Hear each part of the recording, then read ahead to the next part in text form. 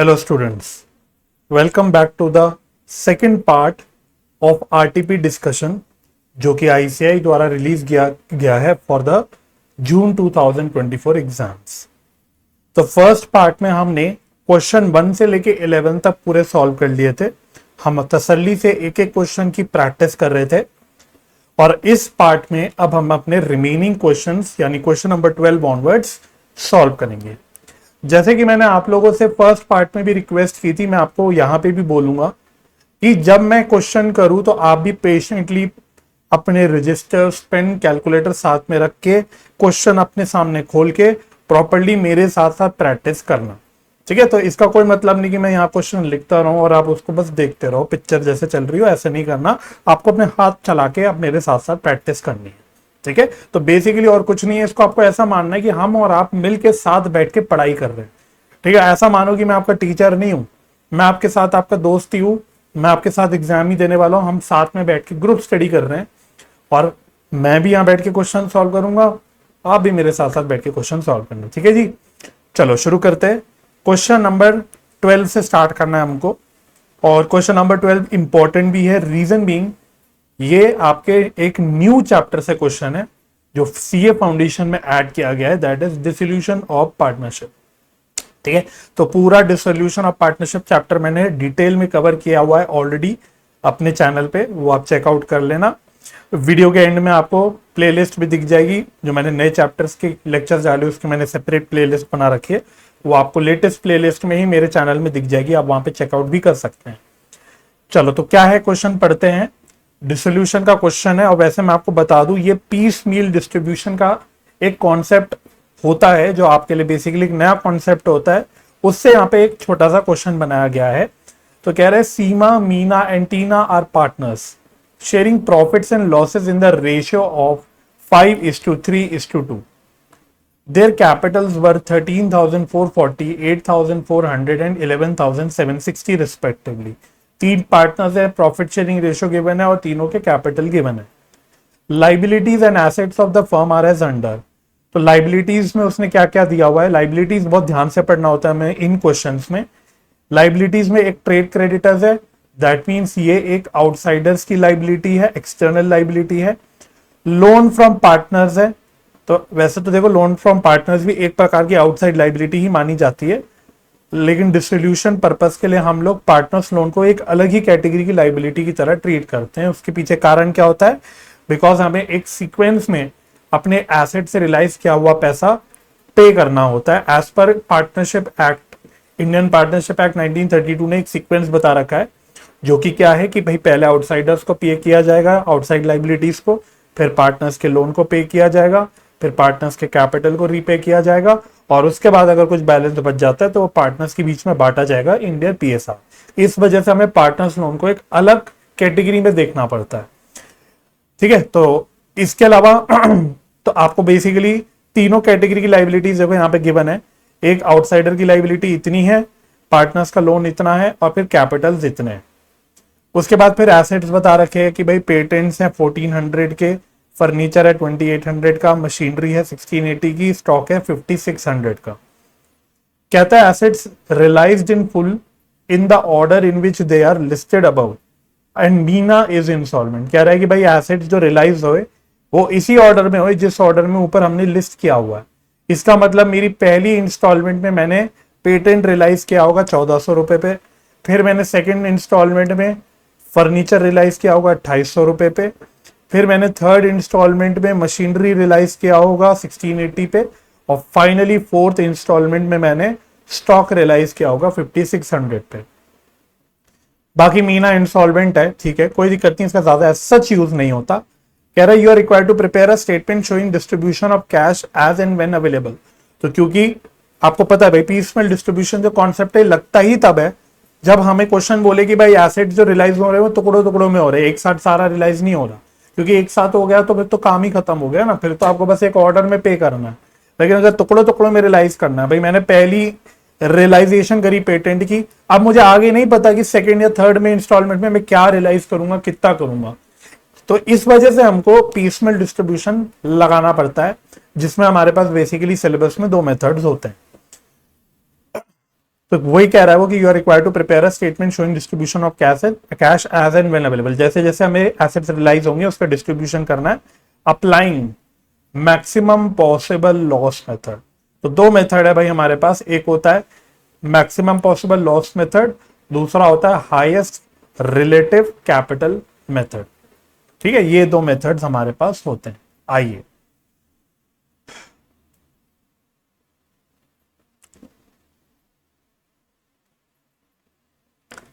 करना मेरे साथ साथ। तो इसके लिए हमको एक टेबल बनानी होती है, statement showing distribution of cash. तो वैसे भाई मैंने कॉन्सेप्चुअली भी कवर कर रखा है ये अपने लेक्चर्स में, आप वो भी चेकआउट कर देना अगर आप चाहें तो। बेसिकली मेथड होता है भाई, एक पद्धति है काम करने की, उस पद्धति को आपको क्लियर होना चाहिए कि आपको कैसे स्टेप्स लगाने हैं, दैट्स इट। ठीक है, तो statement showing distribution of cash, और हम यहां मेंशन कर देंगे कि भाई हम maximum possible loss method apply कर रहे हैं। तो वैसे कोई लॉ में टेबल नहीं दे रखी आपको कि इसी फॉर्मेट में करना है, जनरली एक फॉर्मेट हमारा ऐसा होना चाहिए कि भाई पढ़ने वाले को साफ साफ नजर आ जाए कि आप क्या करना चाह रहे हो। तो पर्टिकुलर्स होता है, फिर हम रियलाइजेशन करते हैं सारी कि भाई क्या क्या एसेट्स रियलाइज हो रहे हैं, फिर हम अपनी जो लाइबिलिटीज की कैटेगरीज हैं उनके कॉलम बना लेते हैं कैटेगरी वाइज। जैसे आउटसाइडर्स की लाइबिलिटी है ट्रेड क्रेडिटर्स, उसका हमने कॉलम बना लिया। उसके बाद पार्टनर्स लोन का भी उसने अलग कैटेगरी का लोन दे रखा है, बेसिकली लाइबिलिटी दे रखी है, उसका हमने अलग बना लिया। और लास्ट कैटेगरी हमारी हो जाती है पार्टनर्स कैपिटल्स, पार्टनर्स कैपिटल्स जिसमें हमारे पास तीन पार्टनर है, एक है सीमा, एक है मीना, और फिर है हमारे पास टीना, और एक आप चाहे बना लो टोटल का कॉलम, बना ही लेना तो आपको थोड़ा आसान लगेगा, स्पेशली इस मेथड में काम थोड़ा आसान हो जाएगा। ठीक है, बन गया। तो आप भी इस तरह का एक बना लेना फॉर्मेट अपने पास। ठीक है, अगर आपको कोई और फॉर्मेट समझ आता है तो आप वो भी बना सकते हैं, बस जरूरी है कि टैबुलर फॉर्म में करना है। आपकी कैटेगरीज क्लियरली आइडेंटिफाइड होनी चाहिए, जो तीन कैटेगरीज हैं, और क्लियरिटी होनी चाहिए कि भाई आप क्या कैलकुलेशन कर रहे हो, कैसे कर रहे हो, ये सब क्लियर होना चाहिए। ठीक है, सबसे पहले बच्चों हम बैलेंसेस लिख लेते हैं कि भाई सबके बैलेंसेस क्या हैं, जो हमने लाइबिलिटीज लिखी इनके बैलेंसेस क्या हैं। तो ये क्वेश्चन में गिवन है आपको। तो जैसे ट्रेड क्रेडिटर्स 2800 है, लोन है 1400, तो ट्रेड क्रेडिटर्स 2800 है, लोन है 1400। फिर कैपिटल्स कितने कितने हैं, कैपिटल्स इसने ऊपर दिए थे 13440, 8400 एंड 11760। ये कैपिटल्स के बैलेंसेस भी डाल दो, 13440, 8400, 84, 11760। टोटल कर लो भाई, टोटल कैपिटल कितना हो गया। तो टोटल कैपिटल है 33,600। ठीक है, इस टोटल की हमें आवश्यकता पड़ेगी इस मेथड में, इसलिए हम टोटल भी साथ साथ करते रहेंगे, बेटर रहेगा। तैयार है, रेडी हम लोग। तो पहली रियलाइजेशन, तो मैं ऐसे लिख देता हूं, फर्स्ट रियलाइजेशन। तो फर्स्ट रियलाइजेशन किस चीज की हुई हमारी, पेटेंट्स की हुई 1400 रुपए।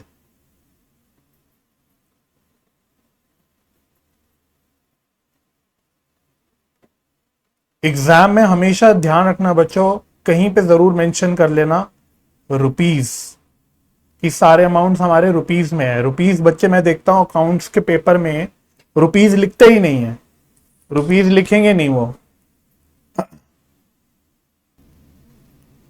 तो आप जब भी अकाउंट्स का पेपर दे रहे हो, कोई भी आप अमाउंट लिख रहे हो, मेक श्योर करो कि भाई अगर आप कॉलम बना रहे हो, टेबल्स बना रहे हो, वहां मेंशन करो, नहीं तो आप सीधा सीधा फिगर लिख रहे हो तो रुपीज जरूर लिखो। बच्चों की आदत ही नहीं होती रुपीज लिखना है, भाई अकाउंट्स है, बेसिक पहले दिन से हम अकाउंट्स में पढ़ाते हैं, मनी मेजरमेंट कॉन्सेप्ट की भाई अकाउंटिंग में हम सारी वो चीजें रिकॉर्ड करते हैं, दिखाते हैं, जो रुपीज में मेजर की जा सकती है। तो रुपीज लिखो ना, कल को आप बोलोगे, आप कल को दुकानदार के पास जाओगे, आप दुकानदार को बोलोगे मुझे 10 चावल दे दो, 10 चावल दे दो, तो वो क्या समझेगा? 10 चावल का मतलब क्या है?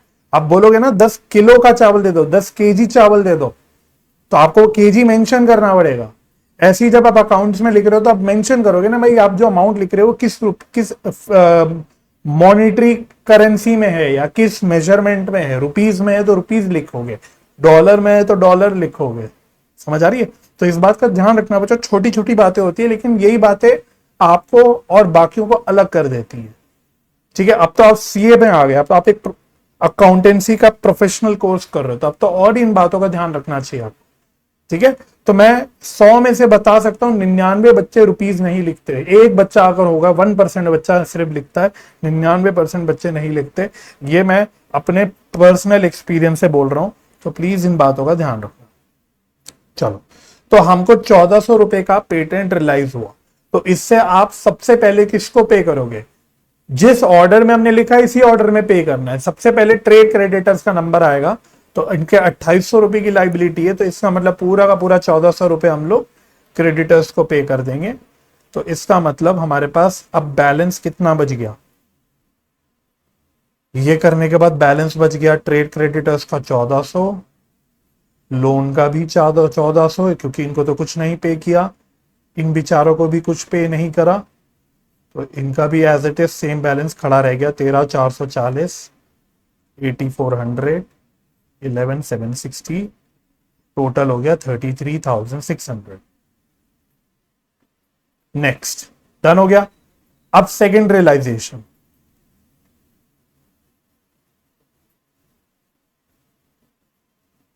तो सेकेंड रियलाइजेशन किसकी हुई? अब हमारे पास फर्नीचर रियलाइज हुए 2800 रुपए के। फर्नीचर 2800 रुपए। अब ये 2800 रुपए की एप्लीकेशन कैसे कैसे होगी? पहले 1400 रुपए जो क्रेडिटर्स के बच गए, आउटसाइडर्स के, वो पे कर देंगे। 2800 में से 14 क्रेडिटर्स को पे कर दिए, अभी भी 1400 और बच गए। उससे फिर अगला नंबर आ जाएगा पार्टनर्स के लोन का, तो इत्तेफाक से उनकी 1400 की ही लाइबिलिटी एग्जैक्टली, तो रिमेनिंग 1400 हम पार्टनर्स के लोन के अगेंस्ट पे कर देंगे। खत्म हो गया, डन। वापस से अभी भी पार्टनर्स को तो कुछ नहीं मिलेगा, पार्टनर्स को तो अभी भी कुछ नहीं मिल रहा। तो अब ये करने के बाद हमारे पास क्या बैलेंसेस रह गए? लाइबिलिटी के क्रेडिटर्स खत्म, लोन खत्म, अब सिर्फ क्रेडिटर्स कैपिटल की लाइबिलिटी हमारी रह गई। बेचारे पार्टनर्स के कैपिटल पेंडिंग रह गए 13,440, 8,400, 11,760, 33,600। तो देखो बच्चों, यहां तक तो काम में कोई दिक्कत नहीं। वैसे मैं आपको ये भी बता देता हूं, यहां तक तो मैक्सिमम पॉसिबल लॉस मेथड हो चाहे हाईएस्ट रिलेटिव कैपिटल मेथड हो, दोनों भी मेथड्स में यहां तक तो सेम ही काम होता है। दोनों मेथड में जो काम अलग होना शुरू हो जाता है, या जो एक्चुअली आपको जो स्टेप्स लगाने शुरू करने पड़ते हैं वो लगाने पड़ते हैं जब पार्टनर्स के कैपिटल को पे करने का नंबर आता है। तो अब जो भी नेक्स्ट रियलाइजेशन होगी, क्योंकि क्रेडिटर्स पे हो गए, पार्टनर का लोन पे हो गया, अब जो भी नेक्स्ट रियलाइजेशन होगी उससे now we have to pay the partners Capitals. अब आपको थोड़ा सा सतर्क होकर काम करना है, क्योंकि यहां पे आपको प्रॉपर्ली स्टेप बाय स्टेप चीजें करनी है। कहीं भी झोल करा तो आपका गड़बड़ हो जाएगा। ठीक है, सिंपल चीज है लेकिन थोड़ा सा टेक्निकली करना पड़ता है मेथड को, और कुछ नहीं। राइट, चलो, तो नेक्स्ट रियलाइजेशन पे पहले हम आते हैं, थर्ड रियलाइजेशन।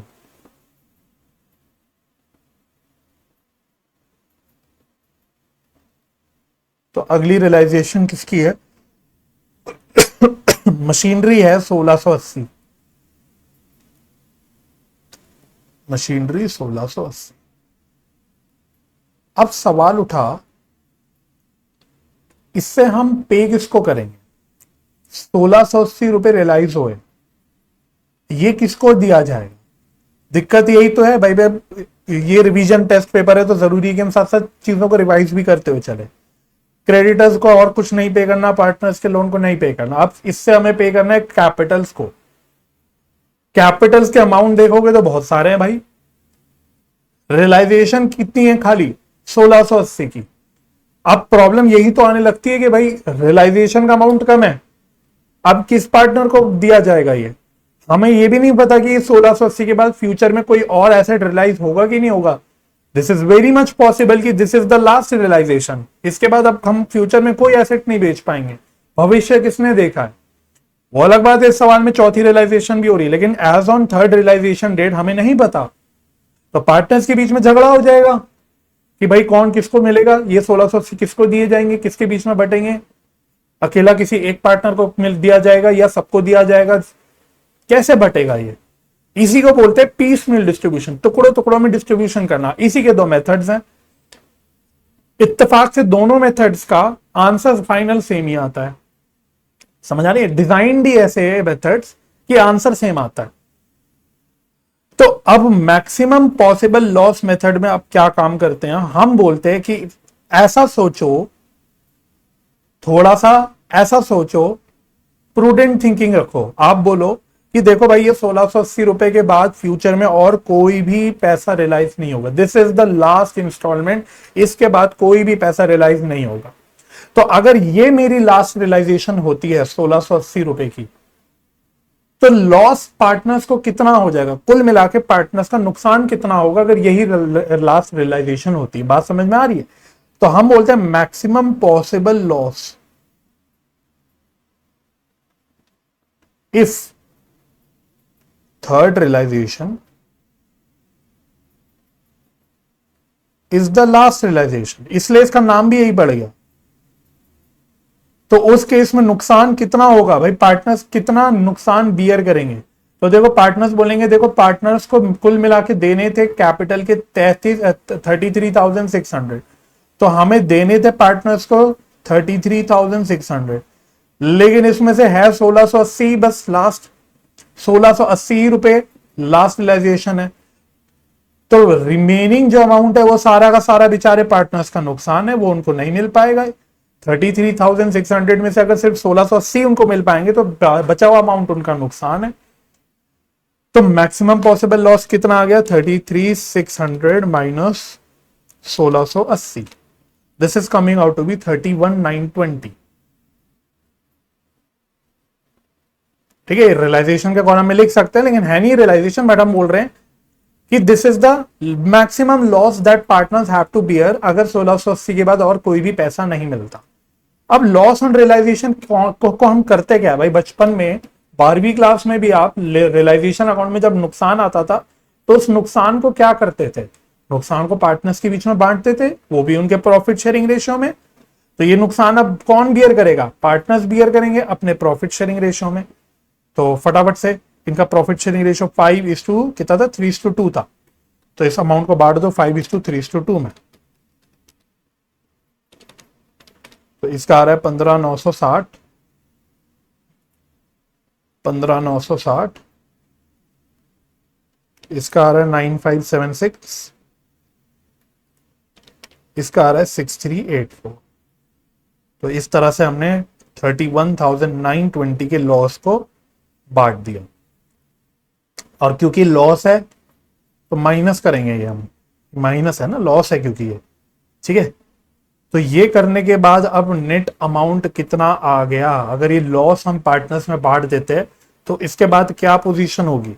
तो जैसे कि सीमा का अगर देखेंगे तो 13,440 देना था, लेकिन उसको तो हमने लॉस दे दिया 15,960 का, तो इसकी 2,520 की एक कमी आ गई कैपिटल में, कैपिटल कम पड़ गया, लॉस ज्यादा हो गया। सिमिलरली तीसरे पार्टनर का नाम मीना है शायद, 8,400 माइनस 9,576, इसके भी कैपिटल में कुछ कमी हो गई, 8,400 माइनस 9,576, 1,176 रुपए की, कैपिटल कम है लॉस ज्यादा हो गया उसका, तो ये कमी हो गई। और 11,760 माइनस 6,384, इसके कैपिटल में सरप्लस है, टीना के कैपिटल में, टीना के कैपिटल में तो यहां सरप्लस है 5,384, 5,376 का गलत अमाउंट आ गया, 5,376। तो टीना के कैपिटल में सरप्लस है, ठीक है। अच्छा, इसका टोटल अमाउंट चेक करो, इसका नेट अमाउंट कितना आता है, 5,376 माइनस 1176 माइनस 2,520, तो ये कितना आ रहा है 1680, जितनी की रियलाइजेशन है उतना ही आ रहा है। तो देखो इसका मतलब ये हो गया कि सीमा की कमी आ गई कैपिटल में और मीना की भी कमी आ गई कैपिटल में। तो अब बताओ क्या सीमा और मीना लेके आएंगे पैसा? क्या वो एक्चुअली में लेके आएंगे? वो मना कर देंगे, वो नहीं लेके आएंगे। तो उनसे हम ये कमी जो आ रही है डिफिशियंसी, वो मंगवाते नहीं है, हम ये मंगवाते नहीं, ये हम इनके कैपिटल से एडजस्ट कर देते हैं। तो जो सॉल्वेंट पार्टनर, हम ऐसा मान लेते हैं कि भाई जिनका डेफिशिएंसी आ रही है एक प्रकार से इंसॉल्वेंट पार्टनर है, अब ये कुछ लाएंगे नहीं, तो अब जो सॉल्वेंट पार्टनर है वो बाकी इन पार्टनर्स की डेफिशिएंसी को बियर कर देता है भाई। मतलब जिसका पॉजिटिव बैलेंस है, सरप्लस बैलेंस है, वो डेफिशिएंट पार्टनर्स के डेफिशिएंसी को बियर कर देता है। तो यहां पे एक अकेला पार्टनर पॉजिटिव में है, दैट इज टीना, तो वो बेचारी अकेले बियर कर देगी दोनों की डेफिशिएंसी को। तो कैसे बियर होगी? तो इसको हम बोलते हैं, देखो, एडजस्टमेंट फॉर डेफिशिएंसी।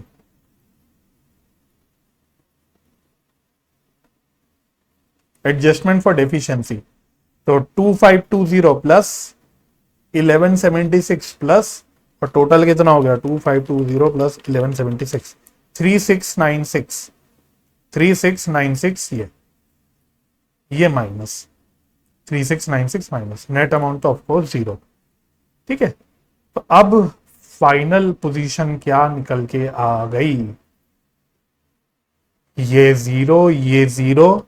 अब मजेदार बात देखना, इसका देखो डिफरेंस कितना आ रहा है, 1680, जो कि अल्टीमेटली 1680 क्या है? ये वही तो है रियलाइजेशन, जो अमाउंट रियलाइज हुआ।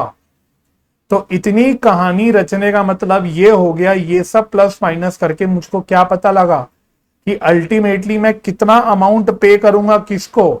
अल्टीमेटली सिर्फ टीना को पे किया जाएगा 1680 रुपए। तो पूरा का पूरा 1680 रुपए किसको दे दिया जाएगा? टीना को दे दिया जाएगा। बात समझ में आ गई? ये खूबसूरती है।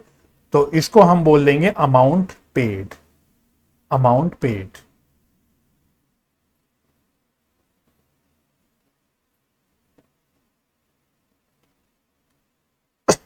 तो अमाउंट पेड 1680 रुपए का अमाउंट हमने किसको पे कर दिया? हमने पे कर दिया टीना को। ठीक है, तो ये अमाउंट पे करने के बाद अब बैलेंस कितना बच गया? फिर से बैलेंस निकालो। तो अगर मैं पहले दो पार्टनर्स की बात करूं तो इनका तो बैलेंस अभी भी सेम है, 13440, क्योंकि इनको कुछ पे ही नहीं हुआ ना। तो 13440 और 8400, 8400। बाकी देखो सारी चीजें एडजस्टमेंट है, सिर्फ ये जो मैंने येलो से कलर किया ये है फाइनल अमाउंट जो पे किया। बाकी सारी बस हमने प्लस माइनस करके एडजस्टमेंट की है। इन रियलिटी कुछ नहीं हुआ, इन रियलिटी सिर्फ ये एडजस्टमेंट हुई है। बात समझ में आ रही है? ठीक है, तो और इसका टीना का था भाई 11760 का बैलेंस, इसमें से हमने 1680 पे कर दिया माइनस 1680। तो इसका बैलेंस कितना बच गया? 11760 माइनस 1680, ये बच गया 10,080, 10,080। ठीक है, तो अब टोटल कितना आ गया? 3440 प्लस 8400 प्लस 10,080, तो टोटल आ रहा है 31,920। तो टोटल अब कितना कैपिटल बैलेंस है? 31,920। ठीक है, ये हो गया, डन हो गया।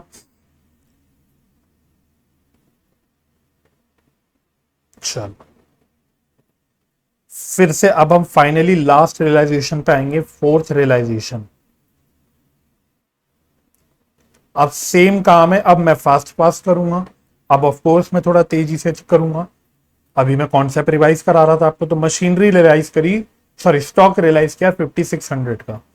स्टॉक रियलाइज किया हमने 5600 का। फिर वही कहानी, अगर हम बोले कि भाई यही मेरी लास्ट रियलाइजेशन है, और जो कि वैसे इन रियलिटी यही है, तो मैक्सिमम पॉसिबल लॉस कितना हो गया? अब कितना मैक्सिमम पॉसिबल लॉस हो गया? तो अभी हमें अभी भी कितने कैपिटल और देने हैं पार्टनर्स को? 31,920 का। अभी भी मेरे को 31,920 देना है, उसमें से 5600 की रियलाइजेशन हो गई, इतना मैं दे सकता हूं, बचा हुआ सारा लॉस।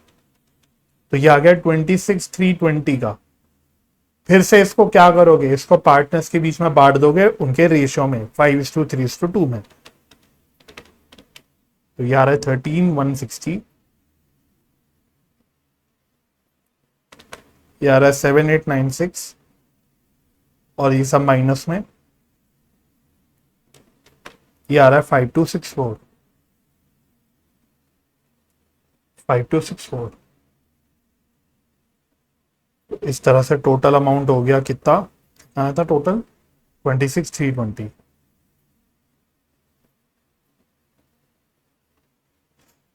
बैलेंस अमाउंट निकालो, बैलेंस अमाउंट कितना हो गया 13,440 माइनस 13,160, 280, 8,400 माइनस 7,896, 504,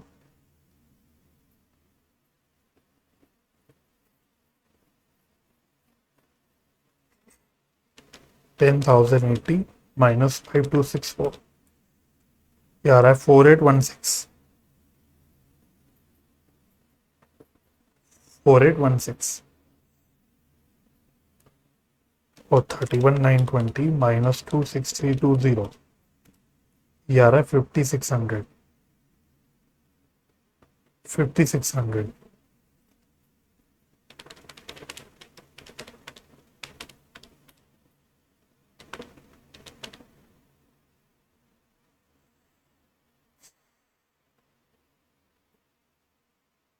ठीक है 5,600। तो ये क्या निकला हमारा, ये निकला अमाउंट पेड। तो देखो अल्टीमेटली हमें रियलाइजेशन 5,600 की हुई थी, रियलाइजेशन 5,600 की हुई थी। उसमें से हमने अब फाइनली किसको कितना कितना पे करना है, सीमा को इतना, इसको इतना, इसको इतना। तो टोटल ये आ ही गया। खूबसूरती है मेथड की, खूबसूरती है ये डिजाइन भी ऐसा है कि भाई ये अमाउंट निकल के आ ही जाएगा कि भाई कितना अमाउंट पे करना है। So this is the amount paid. बस अब ये अमाउंट पे करने के बाद कितना बैलेंस बच गया 13,440 माइनस 280, 13,160, 8,400 माइनस 504, ये आ रहा है 7,896, 10,080 माइनस 4,816, 5,264। टोटल कितना आ गया 13,160 प्लस 7,896 प्लस 5,264, ये आ रहा है 26,320। तो ये मेरा फाइनल रियलाइजेशन लॉस कहलाएगा। This is the final realisation loss, क्योंकि इसके बाद कोई तो और रियलाइजेशन हो नहीं रही। अब ये फाइनल रियलाइजेशन लॉस है। डिजाइन भी ऐसा है, अगर आप देखोगे यही वाली फिगर्स निकल रही हैं जो हमने ऊपर वाले लॉस को बांटा था मैक्सिमम लॉस बोल के, अल्टीमेटली पे करने के बाद यही बैलेंस निकल रहा है। डिजाइन है भाई मेथड का, और कुछ नहीं। समझ आ रही बात। तो ये मेरा फाइनल रियलाइजेशन लॉस होगा जो पार्टनर्स में बढ़ जाएगा। और इसका रेशियो भी देख लेना, ये रेशियो जो आ रहा होगा ये इतना ही आएगा। मतलब देखना क्या है, ये 5:3:2 ही है, क्योंकि ये जो अमाउंट हमने बांटा था ऊपर, ये हमने 5:3:2 में ही बांटा था, राइट। तो ये सेम ही तो अमाउंट है, अगर आप चेक करोगे तो सेम ही अमाउंट है। तो this is known as maximum possible loss method. Clear हो गया, ठीक है। अब क्वेश्चन नंबर 13 करना है हमको। ये आपके एनपीओ चैप्टर से क्वेश्चन है, बहुत ही इजी क्वेश्चन है लेकिन फुल क्वेश्चन है ये। Hilfiger sports club gives following reception payment account for the year ended 31 March 2023। तो अगर आप देखेंगे तो आपको पूरा रिसेप्शन पेमेंट अकाउंट दे रखा है, जिसमें रिसिप्ट साइड पे ओपनिंग कैश एंड बैंक है, सब्सक्रिप्शन है मतलब ये सब्सक्रिप्शन रिसीव होगा, डोनेशन है मतलब ये डोनेशन रिसीव्ड होगा, इंटरेस्ट ऑन इन्वेस्टमेंट है यानी इंटरेस्ट रिसीव्ड होगा, और ये है सन्ड्री रिसिप्ट, ये कुछ और रिसिप्ट हैं। फिर पेमेंट साइड पे salaries paid, rent and taxes paid, electricity charges paid, sports good ये एसेट होता है, स्पोर्ट्स गुड हमारे एसेट होता है। तो मतलब ड्यूरिंग द ईयर हमने स्पोर्ट्स गुड आपको इक्विपमेंट की तरह समझ लो इनको एक प्रकार से। तो ड्यूरिंग द ईयर हमने 40,000 के स्पोर्ट्स गुड्स खरीदे। इसी प्रकार से लाइब्रेरी बुक्स भी बच्चों एसेट होती है। पेमेंट साइड पे आने का मतलब ये भी क्या है, ये दोनों भी परचेज दे रखा है आपको, sports good and library books. Newspaper and periodical expense होते हैं नॉर्मल, तो पेड हो गई फिगर, मिसलिनियस एक्सपेंस पेड ये हो गई, closing cash and bank balance हो गया। फिर आपको कुछ ओपनिंग एंड क्लोजिंग बैलेंसेस दे रहा है वो। तो 31st March 2022 and 31st March 2023, so this is opening balance and this is closing balance। यहां पे एक छोटी सी प्रिंटिंग मिस्टेक है, उसने यहां पे सिर्फ लाइबिलिटीज लिख रखा है, आपको लिखना है एसेट्स एंड लाइबिलिटीज। यस, हाँ, तो उसको यहां पे लिखना चाहिए था assets and liabilities.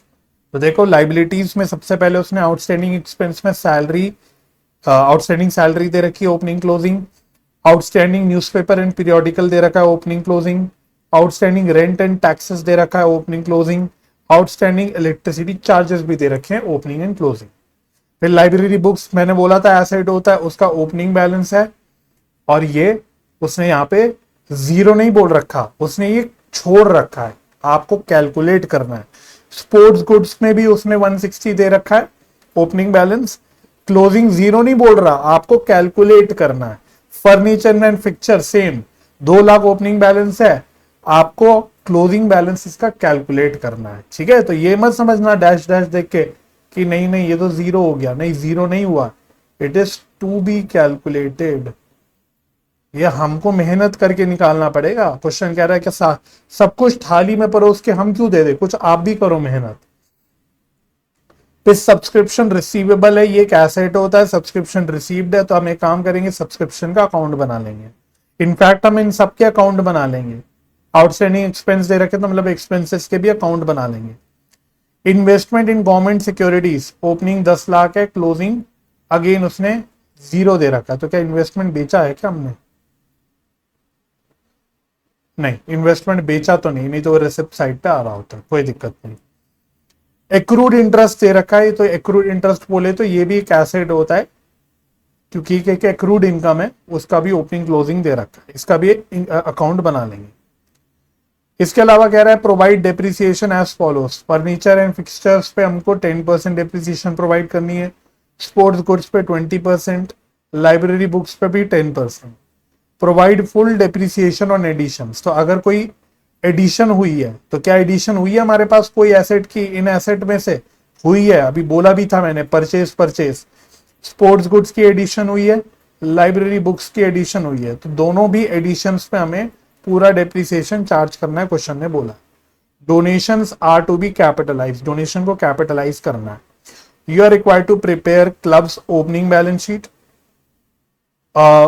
Income and expenditure account and balance sheet on 31st March 2023, मतलब क्लोजिंग बैलेंस शीट, मतलब आपको ओपनिंग भी बनानी है balance sheet, income and expenditure account बनाना है फॉर द ईयर, और इसके अलावा आपको क्लोजिंग बैलेंस शीट भी बनानी है, मतलब सभी काम करना है। चलो आओ, तो सबसे पहले क्या काम करेंगे, हम ओपनिंग बैलेंस शीट बना लेंगे। आओ मेरे साथ साथ करना, क्वेश्चन नंबर 13।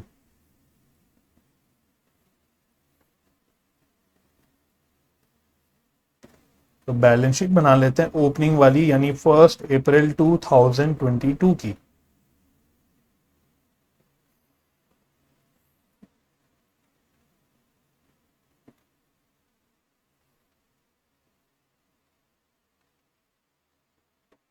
चलिए क्या क्या दे रखा है पढ़ना शुरू करते हैं। तो उसने यहाँ पे लाइबिलिटीज वगैरह दी थी, तो सबसे पहले आउटस्टैंडिंग एक्सपेंस दिया, तो एक लाइन छोड़ के आप लिखना outstanding expenses. Opening balance sheet बना रहे तो सारी ओपनिंग बैलेंसेस लेंगे आउटस्टैंडिंग एक्सपेंसेस। तो किस किस के थे, salary, newspaper, periodicals, rent and rate, electricity charges. तो लिखते हैं सैलरीज, इसका है 20,000, न्यूज़पेपर एंड पीरियोडिकल्स,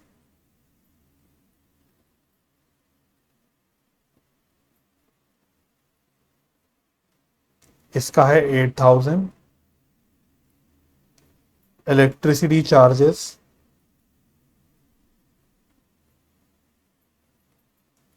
इसका है 16,000, रेंट एंड टैक्सेस, इसका है 12,000। तो टोटल कितना हो गया, 20 20 40 प्लस 16 56। ठीक है, ये हो गया। इसके अलावा फिर एसेट्स दे रखे हैं आपको, लाइब्रेरी बुक्स है, स्पोर्ट्स कोड है, फर्नीचर फिक्सचर्स है, सब्सक्रिप्शन रिसीवेबल है, इन्वेस्टमेंट है, एक्रूड इंटरेस्ट, ये सब डाल दो। तो एसेट साइड पे आ जाओ, library books 2 lakh, sports goods, sports goods 1,60,000, furniture and fixtures 2 lakh, subscription receivable 1 lakh. इसके बाद इन्वेस्टमेंट इन गवर्नमेंट सिक्योरिटीज, ये है 10 lakh. Accrued interest, accrued interest ये है 12,000। तो ये मैंने लिस्ट ऑफ उसमें जो एसेट्स एंड लाइबिलिटीज दी थी उसके सबके ओपनिंग वाले बैलेंसेस डाल दिए ओपनिंग बैलेंस शीट में। अब जो मासूम बच्चे होते हैं बेचारे, वो एक गलती कर देते हैं, वो एक बहुत जरूरी एसेट लिखना भूल जाते हैं यहां पे बैलेंस शीट में, वो है कैश एंड बैंक। क्योंकि इसका बैलेंस बच्चे को यहां नहीं मिलता, जल्दबाजी में रहता है बच्चा, उसको यहां नहीं दिखता, वो जल्दबाजी में ये सारे बैलेंस डाल के आगे बढ़ जाता है। लेकिन कैश और बैंक का opening closing balance, for that matter bank overdraft का ओपनिंग क्लोजिंग बैलेंस आपको रिसिप्ट्स एंड पेमेंट अकाउंट में दिखता है, right. Receipts and payment account में जब हम देखेंगे तो हमारे को दिखेगा कि यहां पे दे रखा है opening cash and bank 1,04,000। Similarly जब हम क्लोजिंग बैलेंस शीट बनाएंगे तब भी ध्यान रखना है हमको कि भाई उसमें भी हमको ये क्लोजिंग कैश एंड बैंक का बैलेंस डालना है 2,40,400 का। समझ आ रहा है? यस, ठीक है। तो ये जरूर डाल देना क्योंकि इसके बिना तो पूरा क्वेश्चन ही गलत हो जाएगा। ठीक है, अब आप अपनी बैलेंस शीट क्लोज कर सकते हो क्योंकि आपने सारे एसेट्स एंड लाइबिलिटीज डाल दी। जो बैलेंसिंग फिगर निकल के आएगा उसको हम बोलेंगे capital fund. This will be the balancing figure. मतलब मजे की बात है, अच्छी बात है, क्वेश्चन ने रिक्वायरमेंट में ये मांग लिया। नहीं भी मांगता इस सवाल में कि ओपनिंग बैलेंस शीट बनाओ तो भी हमें बनानी पड़ती, बिकॉज हमें कैपिटल फंड निकालना पड़ता। बिकॉज विदाउट कैपिटल फंड आप क्लोजिंग बैलेंस शीट नहीं बना सकते, और क्लोजिंग बैलेंस शीट तो लगभग मान के चलो क्वेश्चन मांगेगा ही मांगेगा, और कुछ नहीं। तो सबसे पहले एसेट साइड का टोटल मार लो।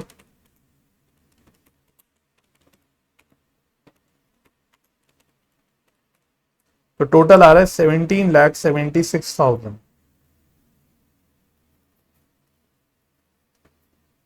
इसमें से 56,000 चले गए तो कैपिटल फंड की फिगर बच गई 17,20,000।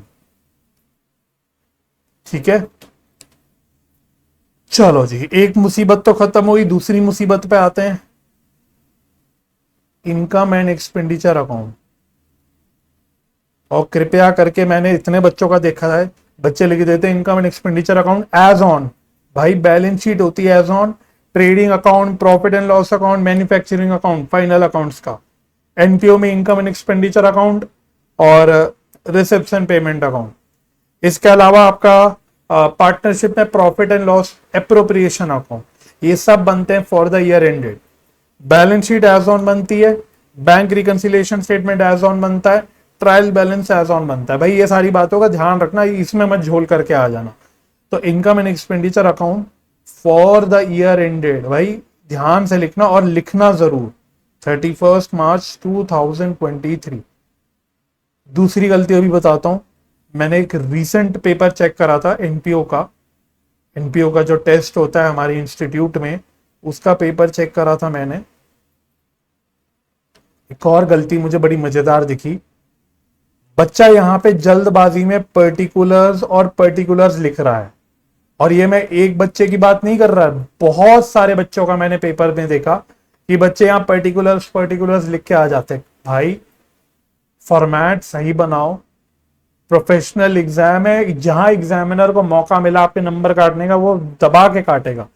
फिर आप चाहे कितने प्रोटेस्ट कर लो, कुछ भी कर लो, कितनी गालियां दे दो इंस्टीट्यूट को कि नहीं इंस्टीट्यूट फालतू में नंबर काटता है, नहीं भाई, अगर उसका मौका दो कि नंबर काटने का तो बिल्कुल काटेगा और जायज है। बात समझ में आ रही है? तो छोटी छोटी बातों का ध्यान रखना है। तो एनपीओ चैप्टर में जो हम रिसिप्ट्स एंड पेमेंट अकाउंट बनाते हैं और इनकम एंड एक्सपेंडिचर अकाउंट बनाते हैं उसमें पर्टिकुलर्स नहीं लिखते।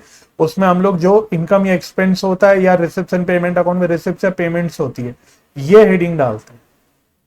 तो डेबिट साइड में एक्सपेंडिचर आते हैं सारे, क्रेडिट साइड पे इनकम आते हैं। तो इन बातों का प्लीज प्लीज प्लीज ध्यान रखना। ठीक है जी, चलो शुरू करते हैं बच्चों।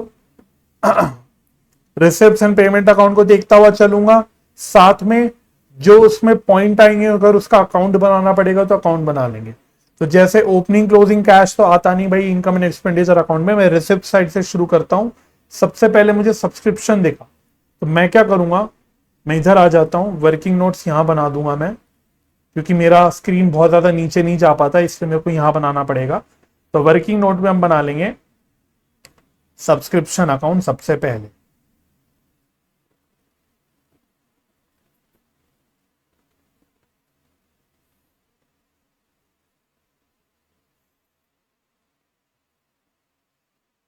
चलो तो यहां पे आएगा to subscription receivable opening balance, यहां आएगा by subscription receivable closing balance. तो ओपनिंग क्लोजिंग बैलेंसेस डाल दो फटाफट से। तो ये कितना कितना है, ओपनिंग क्लोजिंग बैलेंस है हमारे यहाँ पे मेरे दे रखे हैं, नीचे दे रखा था यहाँ पे, ये था 1 लाख एंड 2 लाख 40, 1 लाख एंड 2 लाख 40। ठीक है, अगर सब्सक्रिप्शन रिसीव्ड इन एडवांस भी दिया होता तो फिर वो हम अकॉर्डिंगली उसको भी यहाँ पे डाल देते, लेकिन नहीं है तो छोड़ दो। इसके अलावा जो subscription receive during the year होता है उसको हम यहाँ पे लिखते हैं बाय कैश एंड बैंक भी लिख सकते हो, नहीं तो आप रिसेप्शन पेमेंट अकाउंट भी लिख सकते हो, कुछ भी लिख सकते हो। ठीक है, तो ये हमें रिसेप्शन पेमेंट अकाउंट से दिख जाएगा। तो कितना सब्सक्रिप्शन था, 6,96,000। That's it. तो अब हमारा जो बैलेंसिंग फिगर बचेगा वो इधर बचेगा, इसको हम बोलेंगे to income and expenditure account balancing figure. चलिए तो कितना बच रहा है, इसका टोटल आ रहा है 9,36,000। इसमें से 1 लाख चले गए तो बच गए 8,36,000, 8,36,000। ठीक है जी, 8,36,000 आ गया। तो इसको हम अपने इनकम एंड एक्सपेंडिचर अकाउंट के इनकम साइड पे दिखा देंगे बाय सब्सक्रिप्शन। तो ये मैंने वर्किंग नोट नंबर 1 में निकाल दिया, ये 8,36,000। ठीक है, तो this is in working note number 1, done हो गया। चलिए आगे बढ़ेंगे।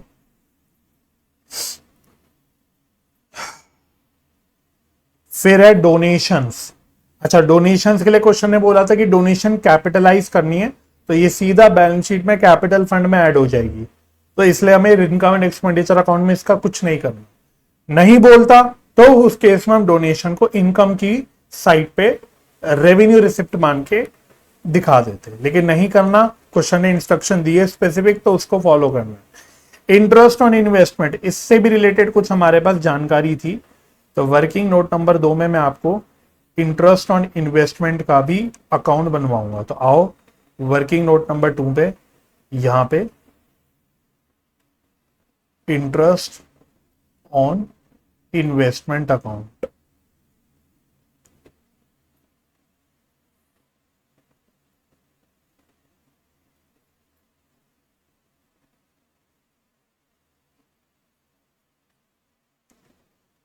तो इसमें एक्रूड इन्वेस्टमेंट के ओपनिंग क्लोजिंग बैलेंसेस थे, एसेट होता है वो। तो एक्रूड इन्वेस्टमेंट इसका ओपनिंग बैलेंस यहां पे आएगा, एक्रूड इन्वेस्टमेंट का क्लोजिंग बैलेंस यहां पे आएगा। एक्रूड इंटरेस्ट, सॉरी इन्वेस्टमेंट नहीं, इंटरेस्ट, एक्रूड इंटरेस्ट, इसका क्लोजिंग बैलेंस यहां पे आएगा। तो कितना कितना है इसका ओपनिंग क्लोजिंग, तो इसका ओपनिंग क्लोजिंग दोनों सेम था, 12-12। बिल्कुल सेम वे में बनाना ही है। जो इंटरेस्ट रिसीव हुआ ड्यूरिंग द ईयर ये हमें रिसेप्शन पेमेंट अकाउंट में दिख जाएगा। रिसेप्शन पेमेंट अकाउंट में ऊपर आके चेक करना, वही मतलब जो हमने देखा था 24,000। बस फिर से आपका बैलेंसिंग फिगर यहां निकल के आएगा। तो this will be to income and expenditure account जो हमें डालना है बैलेंसिंग फिगर। तो ये आ गया 36 और बैलेंसिंग फिगर भी इसमें बचेगा 24। बैलेंसिंग फिगर भी बचेगा इसमें 24। ठीक है, बस इसको डाल दो यहां पे। तो ये भी इनकम है, तो इसको भी इनकम साइड पे डाल देंगे। बाय इंटरेस्ट ऑन इन्वेस्टमेंट कितना 24। चलो ये भी हो गया, आगे बढ़ेंगे। फिर है सन्ड्री रिसिप्ट, इसकी तो कोई एडजस्टमेंट ही, सिंपल इनकम है, तो ये हम इनकम साइड पे दिखा देंगे बाय सन्ड्री रिसिप्ट। कितनी है 6,000। चलो रिसिप्ट साइड डन हो गई। पेमेंट साइड पे आ जाएंगे। तो पेमेंट साइड पे खर्चों वाले आपको आइटम्स पहले दे रखे हैं 3-4, तो सब खर्चों के हमें अकाउंट बनाने पड़ेंगे। तो आओ खर्चों के अकाउंट बनाएंगे। वर्किंग नोट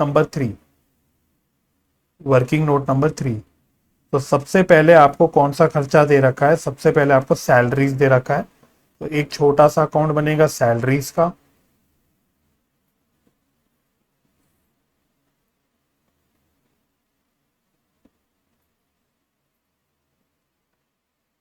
फिर अगला अकाउंट किसका बनाएंगे, रेंट एंड टैक्सेस का, क्योंकि इसके भी आउटस्टैंडिंग एक्सपेंस दे रखे हैं, रेंट एंड टैक्सेस।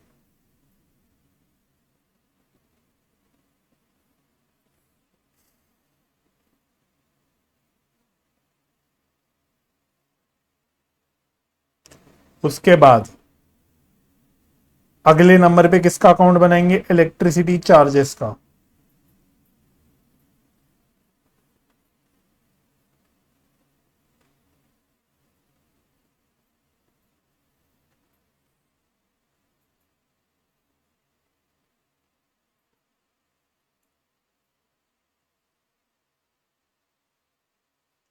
फिर अगले नंबर में किसका बनाएंगे, उसके बाद बनाएंगे न्यूज़पेपर एंड पीरियोडिकल्स।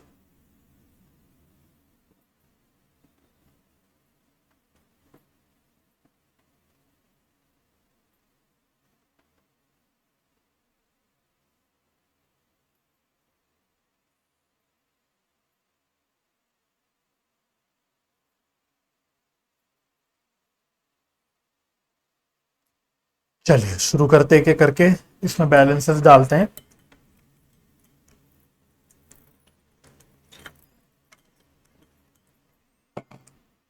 तो यहां बाय आउटस्टैंडिंग एक्सपेंस इसका ओपनिंग बैलेंस आ जाएगा, और यहां पे आउटस्टैंडिंग एक्सपेंस का क्लोजिंग बैलेंस आ जाएगा।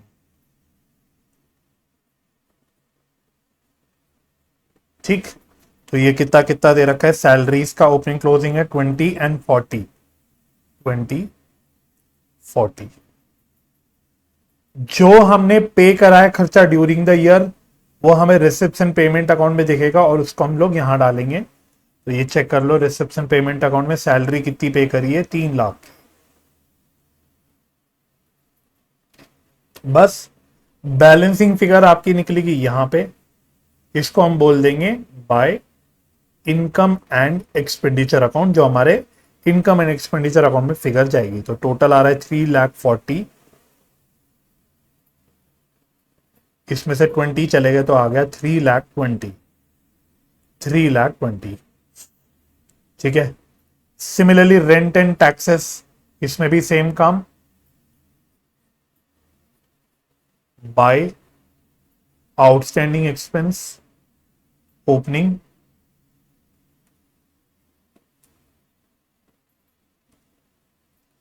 टू आउटस्टैंडिंग एक्सपेंस इसका क्लोजिंग।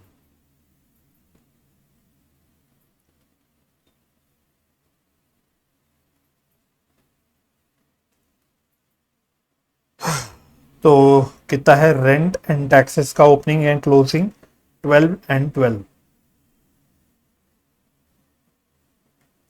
जो खर्चा पे करा ड्यूरिंग द ईयर वो हमें रिसेप्शन पेमेंट अकाउंट में दिखेगा, उसको हम यहाँ पे डाल देंगे। तो ये हमने पे कितना करा है 1,08,000। तो अकाउंट का टोटल आ गया 1,20,000। तो बैलेंसिंग फिगर हमारी यहां बच गई। इसको हम बोल देंगे क्या, इसको हम बोल देंगे इनकम एंड एक्सपेंडिचर अकाउंट। वही 1,08,000 बच रहा है, तो ये हमारे इनकम एंड एक्सपेंडिचर अकाउंट में आ जाएगा। ठीक है। डिट्टो सेम काम इलेक्ट्रिसिटी चार्जेस के लिए, डिट्टो सेम काम न्यूज़पेपर एंड पीरियोडिकल्स के लिए। तो मैं काम करता हूं, सेम काम मैं दोनों के लिए करके फिर आपसे मुलाकात करता हूं। ठीक है बच्चों, मैंने electricity charges and newspaper and periodicals दोनों का अकाउंट भी बना लिया। तो सब में हमने निकाल दिया कि कितना फिगर हमको इनकम एंड एक्सपेंडिचर अकाउंट में डालना है।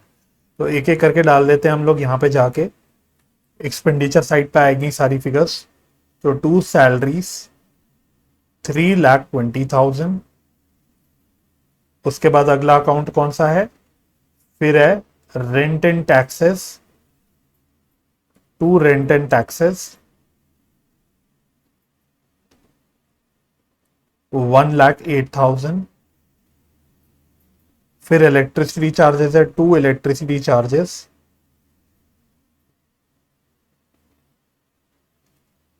ये है 16,000। और फिर टू न्यूज़पेपर एंड पीरियोडिकल्स,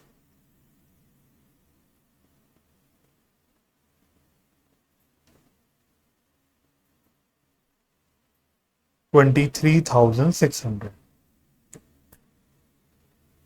लो जी, तो सारे खर्चे हमने अपने यहां पे डाल दिए इनकम एंड एक्सपेंडिचर अकाउंट। ठीक है, मतलब ये वाले खर्चे जिसमें आउटस्टैंडिंग वाला आइटम था। फिर स्पोर्ट्स गुड है, लाइब्रेरी बुक्स है, इसमें डेप्रिसिएशन निकालना है हमको। अभी डेप्रिसिएशन और भी एसेट पे निकालना है, वो अभी निकाल लूंगा। उससे पहले फिर पहले डाल देते हैं मिसलेनियस एक्सपेंस है 1,08,000। तो टू मिसलेनियस एक्सपेंस 1,08,000। ठीक है, अब सिर्फ डेप्रिसिएशन डालना बच गया, टू डेप्रिसिएशन। इसको मैं वर्किंग नोट पे निकाल लूंगा। तो वापस से वर्किंग नोट में आ जाते हैं अपने, वर्किंग नोट नंबर 7। और मैं इस वर्किंग नोट में थोड़ा स्मार्टली करूंगा, क्योंकि फिर से इतने सारे एसेट है। अकाउंट बनाने की जगह थोड़ा सा इसको टैबुलर फॉर्म में कर देते तो थोड़ा सा टाइम सेविंग हो जाएगा।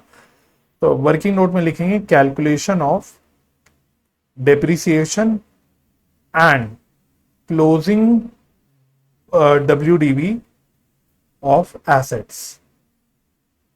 ये हमारी पूरी वर्किंग नोट हो गई। ठीक है, तो कितने एसेट्स आपको दे रखे हैं क्वेश्चन में, आपको दे रखे हैं आई थिंक 3 एसेट्स दे रखे हैं। तो क्वेश्चन में 3 एसेट्स हैं आपके पास। एक है लाइब्रेरी बुक्स,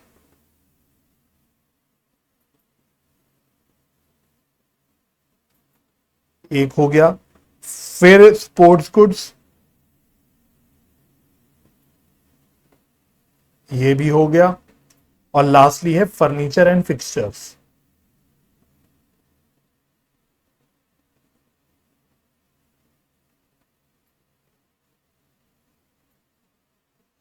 तो सबसे पहले ओपनिंग बैलेंस। तो देखो कैसे करना, बड़ा सिंपल है क्योंकि इसमें ज्यादा मथापची है नहीं। ओपनिंग बैलेंस डाल लो पहले। लाइब्रेरी बुक्स की है 2,00,000, स्पोर्ट्स गुड्स की है 1,60,000, फर्नीचर एंड फिक्सचर की है 1,00,000, नहीं सॉरी, फर्नीचर एंड फिक्सचर की है 2,00,000, अगेन 2,00,000। इसमें ऐड करना एडिशन, सॉरी नॉट डेप्रिसिएशन, अभी डेप्रिसिएशन तो निकालेंगे, एडिशंस ऐड करना। और ये हमको रिसेप्शन पेमेंट अकाउंट के पेमेंट साइड पे दिख जाएगा। तो मैं वापस से आपको दिखा देता हूं। स्पोर्ट्स गुड्स 40,000 था, लाइब्रेरी बुक्स 2,00,000 था। स्पोर्ट्स गुड्स 40,000, लाइब्रेरी बुक्स वही 2,00,000।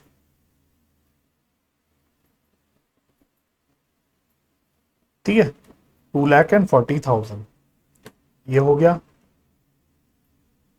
उसके बाद बस फर्नीचर एंड फिक्सचर्स में कुछ नहीं है तो ये 0। तो टोटल कितना आ गया, ये आ गया 4 लाख, ये आ गया 2 लाख, ये भी आ गया 2 लाख। बस अब डेप्रिसिएशन आपको कैलकुलेट करना है। चलो, तो डेप्रिसिएशन का रेट बता रखा था क्वेश्चन ने, कहां बताया था, यहां पे बताया था। तो फर्नीचर एंड फिक्सचर पे 10%, स्पोर्ट्स गुड्स पे 20, लाइब्रेरी बुक्स पे 10। तो 4 लाख का 10%, स्पोर्ट्स गुड्स में 20 है, 2 लाख का 20%, और फर्नीचर एंड फिक्सचर में भी 10% है, तो 2 लाख का 10%, 2 लाख का 10%। ठीक है। तो यस ठीक है ये, तो ये हो गया 40, ये भी आई थिंक आ गया 40, और ये आ गया 20। तो ये मैंने डेप्रिसिएशन माइनस कर दिया। तो डेप्रिसिएशन माइनस करके पता है मेरे पास क्या आ जाएगा, टोटल एसेट में से बेसिकली मैंने देखो ओपनिंग और एडिशन डाला, ये एसेट का डेबिट साइड हो गया, उसमें से मैंने क्रेडिट साइड पे डेप्रिसिएशन चार्ज कर दिया। तो रिमेनिंग अब मेरा क्लोजिंग बैलेंस आ जाएगा, क्लोजिंग बैलेंस।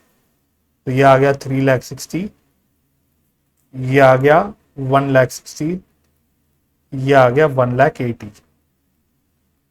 और टोटल डेप्रिसिएशन कितनी हो गई, देयरफॉर टोटल डेप्रिसिएशन 40 40 20, तो 60 40, 1 लाख, 1 लाख की मेरी टोटल डेप्रिसिएशन हो गई। ठीक है। चलो, तो किधर गया, इधर आ जाओ। 1 लाख मेरी टोटल डेप्रिसिएशन हो गई। चेक कर लो और कुछ तो नहीं बच गया, सब कुछ मैंने डाल दिया, बस डोनेशन कैपिटलाइज करने बोला था उसने, वो हम लोग बैलेंस शीट में कर लेंगे, खर्चे वगैरह इनकम वगैरह सब कुछ हमने डाल दी। ठीक है। अब आप चेक कर लो किधर का टोटल ज्यादा आ रहा है। तो बड़ी सी एक फिगर है मेरे पास सब्सक्रिप्शन की क्रेडिट साइड पे, तो इसका मतलब मेरे पास सरप्लस ही बच के आने वाला है। तो अकाउंट का टोटल आ रहा है 8,60,000, 8,66,000 सॉरी।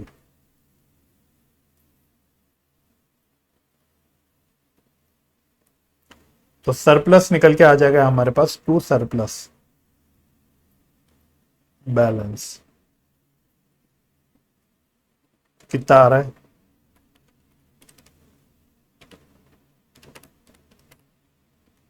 16,23,600, 1,08,000, 1 लाख। तो सरप्लस बच रहा है 1,90,400। ठीक है। चलो, फाइनली बैलेंस शीट बना लेंगे 31 मार्च 2023 की, यानी क्लोजिंग बैलेंस शीट। फटाफट से ये भी बना लेते हैं।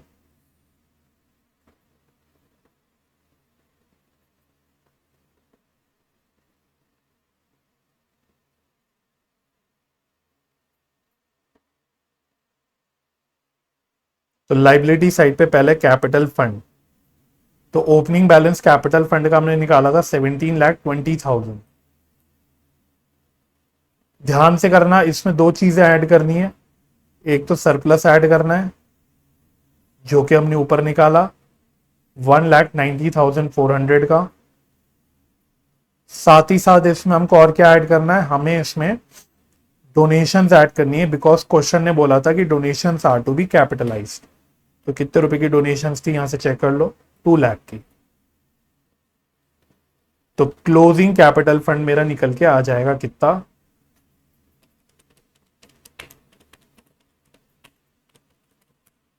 21,10,400, 21,10,400।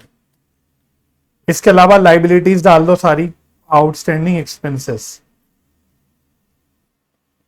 तो लाइन से एक्सपेंसेस, आउटस्टैंडिंग एक्सपेंसेस जो यहां पे था, यहां से डाल दो salary, newspaper, periodical, rent and rates and electricity charges. Salary,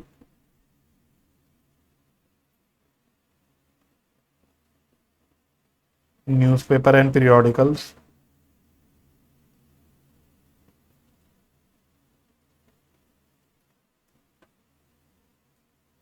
electricity charges,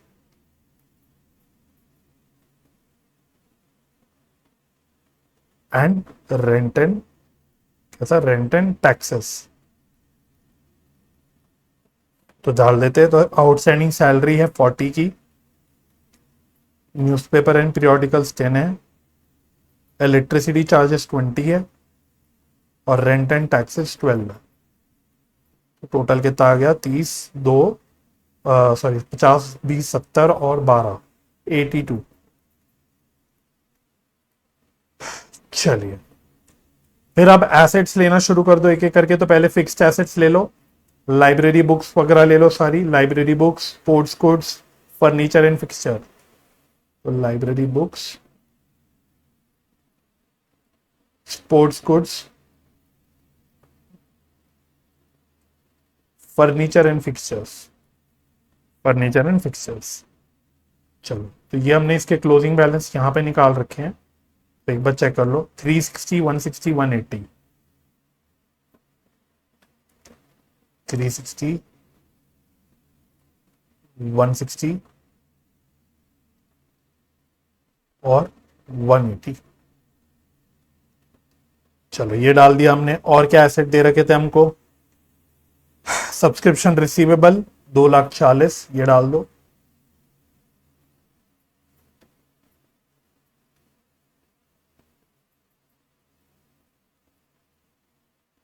इसके अलावा इन्वेस्टमेंट है 10 लाख रुपए की, तो ये भी तो होगी एज इट इज, भाई बिकी नहीं। इन्वेस्टमेंट इन गवर्नमेंट सिक्योरिटीज, हालांकि क्वेश्चन ने दिया नहीं इसका क्लोजिंग बैलेंस।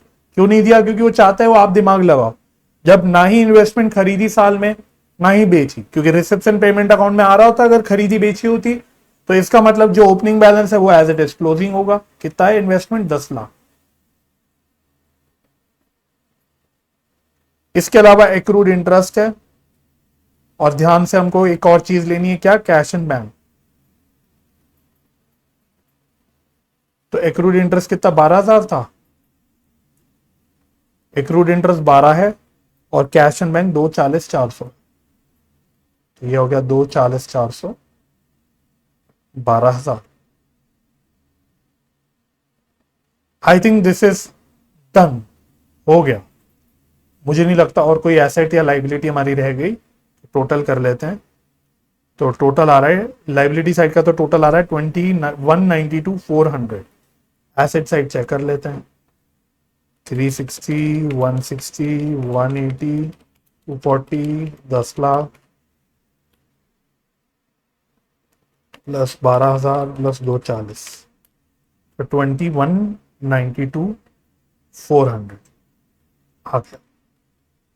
तो ये आ गया हमारा बैलेंस शीट का टोटल। ठीक है, तो ठीक था। आई थिंक क्वेश्चन में कोई जान नहीं थी, कोई दिक्कत नहीं थी। स्टिल अगर एग्जाम में आएगा तो ये 10 मार्क्स का क्वेश्चन आप एक्सपेक्ट कर सकते हैं। ठीक है, चलिए क्वेश्चन नंबर 14 करेंगे अब हम। क्वेश्चन नंबर 14, ये आपके accounting for share capital chapter यानी issue and forfeiture of shares जो है उस चैप्टर से पूछा गया है। और ये क्वेश्चन आप एक्सपेक्ट कर सकते हैं अराउंड 10 to even 15 मार्क्स तक का। क्या कहता है क्वेश्चन? देखो, Y Limited issued 20,000 shares of ₹10 each at a premium of 20% per share। तो 10 रुपए का शेयर है, 2 रुपए के प्रीमियम पे हमने इसको इशू करा, 2 रुपए के प्रीमियम पे इशू करा। तो एक काम करते हैं, इसका हम ब्रेकअप यहां बना लेंगे। क्वेश्चन नंबर 14, तो 10 रुपीज प्लस 2 रुपए का प्रीमियम, और इसका जो पैसा है हम लोग कितनी किश्तों में मंगवा रहे हैं? इसका पैसा हम लोग 4 किश्तों में मंगवा रहे हैं। एप्लीकेशन पे 2 रुपए, अलॉटमेंट पे 5 रुपए which includes premium of 2 rupees, बाकी फर्स्ट एंड फाइनल कॉल पे 3 रुपए और 2 रुपए। तो 2, 5, 3, 2, 2, 5, लेकिन जिसमें प्रीमियम चिपका हुआ है 3, 2। ये इसका ब्रेकअप हो गया। ठीक है, एप्लीकेशंस पर रिसीव्ड फॉर 30,000 शेयर्स हमने इशू कितने करे शेयर्स, हमने 20,000 शेयर्स इशू करे, लेकिन एप्लीकेशन आ गई 30,000 शेयर्स की, and pro rata allotment was made to the application for 24,000 shares. इसका मतलब क्या हुआ, इसका मतलब ये हो गया कि देखो हमें एप्लीकेशन तो 30,000 शेयर्स की मिली, हमें एप्लीकेशन मिली 30,000 शेयर्स की, लेकिन इसमें से हमने 24,000 शेयर्स को प्रो राटा बेसिस पे अलॉटमेंट करी 20,000 शेयर्स की। तो इसका मतलब मुझे अपने आप दिमाग लगाना है कि रिमेनिंग जो 6,000 शेयर्स होंगे उनको हमने रिजेक्ट कर दिया। बात समझ में आ गई आपको, इनको हमने क्या कर दिया, रिजेक्ट कर दिया। ठीक है, any excess money paid on application was employed on account of sum due on allotment. तो प्रो डाटा अलॉटमेंट पे कह रहा है यहां पे जो एक्सेस एप्लीकेशन मनी है इसको हमने अलॉटमेंट से एडजस्ट कर दिया। ठीक है, ये भी डन। अब एक शेयर होल्डर की बात हो रही है जिसका नाम है कमल, जिसको 400 शेयर्स अलॉट किए गए थे। Fail to pay the allotment money and on his subsequent failure to pay the first call his shares were forfeited. कह रहा है कमल एक शेयर होल्डर है जिसको 400 शेयर्स अलॉट किए गए थे, उसने अलॉटमेंट का पैसा नहीं दिया, उसके बाद on subsequent failure to pay the first call, उसने फिर फर्स्ट कॉल का पैसा नहीं पे किया, तो आफ्टर फर्स्ट कॉल हमने उसका शेयर्स फोरफीट कर दिया। सिमिलरली एक और शेयर होल्डर की कहानी बता रहा है जिसका नाम है Tamal, holder of 600 shares. Holder का मतलब हो गया, वही बात हो गई कि जिसको 600 शेयर्स अलॉटेड है तभी वो 600 शेयर्स का होल्डर है। Fail to pay the two calls, उसने अलॉटमेंट तक पैसा दे दिया लेकिन फर्स्ट एंड फाइनल कॉल नहीं दिया, and his shares were forfeited after the final call, उसके शेयर्स हमने फाइनल कॉल के बाद फोरफीट कर दिए। Out of the total shares forfeited 800 shares were reissued to Ramesh credited as fully paid up for ₹9 per share. तो total हमने 400 600 1000 shares forfeit करे, जिसमें से 800 शेयर्स रीइश्यू हुए ₹9 पे as fully paid up. Whole of कमल शेयर बीइंग इंक्लूडेड, मतलब इसमें जो 800 शेयर्स रीइश्यू हुए इसमें कमल के सारे 400 शेयर्स इंक्लूडेड है। इसका मतलब रिमेनिंग 400 शेयर्स हमने तमल के पास से इशू करे होंगे। ठीक है, तो धीरे धीरे करते हैं, काम करते हैं।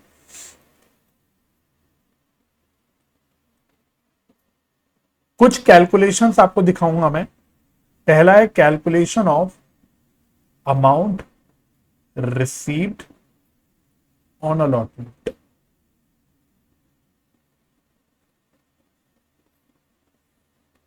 तो देखो total amount due on allotment कितना है, अमाउंट ड्यू ऑन अलॉटमेंट।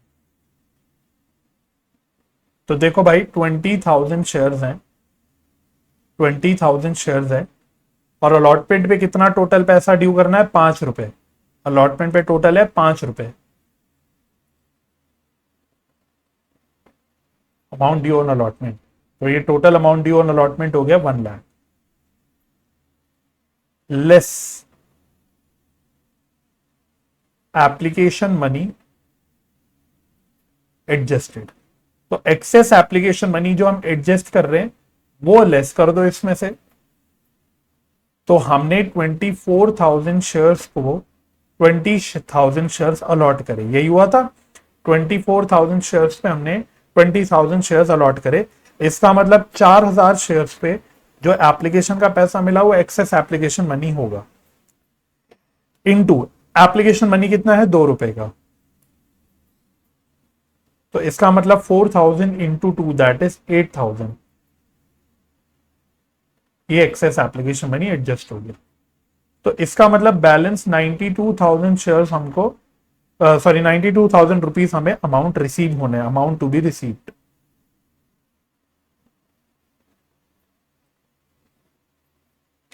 लेकिन इसमें से एक नालायक शेयर होल्डर था, कौन, जिसका नाम था कमल, जिसने अलॉटमेंट का पैसा नहीं दिया, less amount not receive from Kamal, या आप इसको सीधा सीधा कमल का कॉल्स इन अरियर्स भी बोल सकते हो, कमल्स कॉल्स इन अरियर्स भी बोल सकते हो। इसको मैं अभी नीचे कैलकुलेट कर दूंगा। तो रिमेनिंग अमाउंट जो आएगा ये आएगा अमाउंट रिसीव्ड ऑन अलॉटमेंट। तो सेकेंड कैलकुलेशन जो मैं आपके साथ करना चाहूंगा वो रिगार्डिंग कमल करना चाहूंगा। फिर वही बात, इससे हम देखेंगे, चेक करेंगे amount due on allotment, amount due on allotment. और मैं हमेशा सजेस्ट करता हूं बच्चों कि अगर जब भी आप एक्सेस एप्लीकेशन मनी एडजस्ट कर रहे हो और साथ ही साथ अलॉटमेंट पे प्रीमियम भी चिपका हुआ है और किसी नालायक शेयर होल्डर ने अलॉटमेंट पे ही झोल करा है, तो आप ब्रेकअप करके चलना कि कितना पैसा उसका शेयर कैपिटल का ड्यू है, कितना पैसा उसका अलॉटमेंट का सॉरी प्रीमियम का ड्यू है, कितना पैसा उसका प्रीमियम का ड्यू है। अरे भाई मिट जा, प्रीमियम। तो सिंपल बात है, इसके पास कितने शेयर्स हैं, इसके पास शेयर्स हैं टोटल 400 शेयर्स। तो पहली बात, इसको अलॉटेड है 400 शेयर्स, इसको 400 शेयर्स अलॉटेड है। तो क्या आप निकाल सकते हो कि इसने कितने शेयर्स अप्लाई करे होंगे अगर 400 शेयर्स अलॉटेड है? तो 400 शेयर्स अगर अलॉटेड है और हमने यहाँ पे अगर रेशियो चेक करें, हर 24 के बदले 20 अलॉट होते हैं, हर 24 के बदले 20 अलॉट होते हैं, तो इसने इसका मतलब 24/20 इतने शेयर्स इसको इसने अप्लाई करे होंगे 480। इसका मतलब इसने 480 शेयर्स अप्लाई करेंगे। पहले ये बात क्लियर हो गई।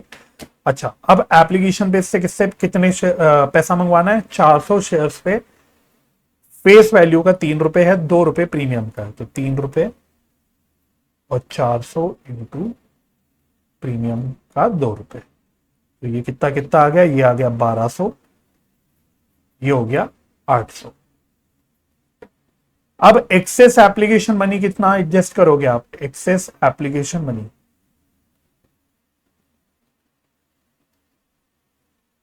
तो वैसे एक्सेस एप्लीकेशन मनी होगा कितना? इसने 480 शेयर्स अप्लाई करे थे, 400 शेयर्स इसको अलॉट हुए और एप्लीकेशन पे एक्सेस एप्लीकेशन कितना होगा? 2 रुपए, एप्लीकेशन पे 2 रुपए। तो कहीं ना कहीं इसने इसका मतलब 80 इंटू 2 दैट इज 160 रुपीज क्या किया होगा? 80 इंटू 2 160 रुपीज इसने बेसिकली एक्सेस एप्लीकेशन मनी दिया होगा। ये पूरा का पूरा एक्सेस एप्लीकेशन मनी हम लोग कहां से एडजस्ट कर देंगे? इस अमाउंट से। ठीक है, तो पहले हम लोग एक्सेस एप्लीकेशन मनी को शेयर कैपिटल से एडजस्ट करते हैं, उसके बाद प्रीमियम से करते हैं। तो सारा का सारा आपका शेयर कैपिटल से एडजस्ट हो जाएगा। ये अनपेड अमाउंट निकल के आ जाएगा कितना आ रहा है? ये आई थिंक 1040 आ रहा है और ये आ रहा है 800। तो टोटल अमाउंट कितना हो गया? अगर इसका टोटल कर देंगे तो ये टोटल हो गया 1840। 1840 इसका टोटल अमाउंट यहां पे टोटल अमाउंट इसका डिफॉल्ट का हो गया। ठीक है, चलो 1840 यहां पे आ गया 1840। तो 92,000 माइनस 1840, यह आ रहा है 90,160। 90,160। ठीक है, चलो अब मैं जर्नल एंट्रीज की शुरुआत कर सकता हूं। ये मुझे बेसिक कैलकुलेशन करनी थी। अब एक एक करके जर्नल एंट्रीज की शुरुआत करते हैं। फर्स्ट, पहला तो bank account debit to share application account, bank account debit to share application account. तो टोटल एप्लीकेशन हमें कितने शेयर्स की आई थी भाई? यहां पे देख लेना, 30,000 शेयर्स पे आई थी 2 रुपए के हिसाब से। तो 30,000 शेयर्स पे 2 रुपए के हिसाब से कितने रुपए की एप्लीकेशन आई हमको? ये आई हमें 60,000 की। फिर अलॉटमेंट का दिन आएगा, उस दिन हम लोग एडजस्टमेंट्स करेंगे। तो पहले शेयर एप्लीकेशन अकाउंट डेबिट 60,000। जो शेयर्स जितने शेयर्स अलॉट हो रहे हैं उस पे जो एप्लीकेशन मनी होगा उसको तो हम लोग शेयर कैपिटल अकाउंट में क्रेडिट कर देंगे। तो कितना आएगा ये? तो हमने टोटल 20,000 शेयर्स अलॉट करे हैं, तो 20,000 शेयर्स पे जो 2 रुपए के हिसाब से एप्लीकेशन मनी बनता है वो हम शेयर कैपिटल में डाल देंगे, दैट इज 40,000। इसके अलावा जो हम एक्सेस एप्लीकेशन मनी अलॉटमेंट से एडजस्ट कर रहे हैं उसको हम लोग क्रेडिट कर देंगे अलॉटमेंट, शेयर अलॉटमेंट अकाउंट। और ये दोबारा निकालने की जरूरत नहीं क्योंकि ये मैंने ऊपर कैलकुलेशन में निकाल दिया। देखो ये रहा, ये रहा 8,000 रुपए, ये 8,000 रुपए हम लोग यहां क्रेडिट कर देंगे। और जिन पे हमने एप्लीकेशन मनी रिजेक्ट कर दिया, एप्लीकेशन को रिजेक्ट कर दिया जिनका, उनको हम रिफंड कर देंगे। तो बेसिकली हमने आई थिंक 6,000 शेयर्स पे एप्लीकेशन जो बेसिकली 6,000 शेयर्स की थी उनको रिजेक्ट कर दिया था, तो उनका हम लोग पूरा पैसा रिफंड कर देंगे 12,000। सिंपल, वेरी सिंपल एंट्रीज, मतलब ये तो 12th की लेवल की एंट्रीज है और कुछ भी नहीं। नेक्स्ट, अब हम लोग शेयर अलॉटमेंट का पैसा ड्यू करेंगे। तो share allotment account debit to share capital account, और क्योंकि इसमें प्रीमियम भी चिपका हुआ है तो टू सिक्योरिटीज प्रीमियम अकाउंट। तो ये कितना कितना होगा, तो 20,000 शेयर्स पे 3 रुपए, ये आ गया 20,000 शेयर्स पे 2 रुपए, तो ये आ गया 60, ये आ गया 40, और 5 रुपए के हिसाब से टोटल अमाउंट ड्यू हो गया 1 लाख, जो अगेन मैंने यहां वैसे निकाला भी था। देखो ये 1 लाख रुपए हमने कैलकुलेट भी किया था जब मैं ऊपर की कैलकुलेशन कर रहा था कि टोटल अमाउंट कितना ड्यू है अलॉटमेंट पे, ये रहा 1 लाख रुपए। सारी चीजें ओके है। फिर हमें पैसा मिलेगा बैंक अकाउंट डेबिट। अगर आप calls and arrears account open करते हो तो जो पैसा नहीं मिल पा रहा बेसिकली उसको हम लोग कॉल्स एंड एरियर्स अकाउंट में डेबिट कर देंगे। तो टू शेयर अलॉटमेंट अकाउंट, ठीक है। सारी कैलकुलेशंस हो गई बच्चों, सारी कैलकुलेशंस। देखो अमाउंट इतना रिसीव हुआ 90,160 का, 1840 का नहीं रिसीव हुआ, ये कॉल्स एंड एरियर्स में चला जाएगा। बेसिकली ये कॉल्स एंड एरियर्स अकाउंट में आप लोग डाल सकते हो 1840। तो 90,160 एंड 1840 टोटल कितना हो गया। टोटल भी इनको करने की जरूरत नहीं है, ये भी मैं दिखाता हूं कितना आएगा। अमाउंट टू बी रिसीव्ड कितना है 92,000, तो इसका टोटल आएगा 92,000,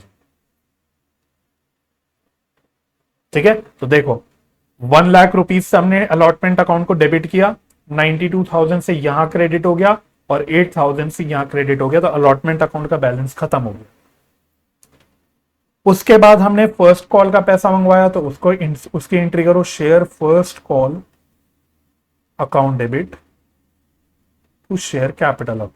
इसमें कोई प्रीमियम वगैरह नहीं, सिंपल आपकी एंट्री हो गई। तो 20,000 शेयर्स हैं, सारे शेयर्स पे हमने कितने रुपए का फर्स्ट कॉल है,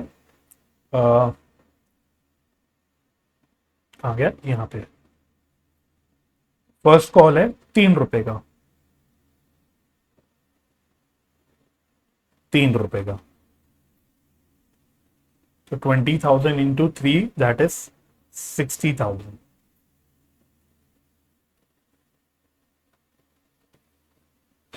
नेक्स्ट एंट्री, अब पैसा मिलेगा फर्स्ट कॉल का, बैंक अकाउंट डेबिट टू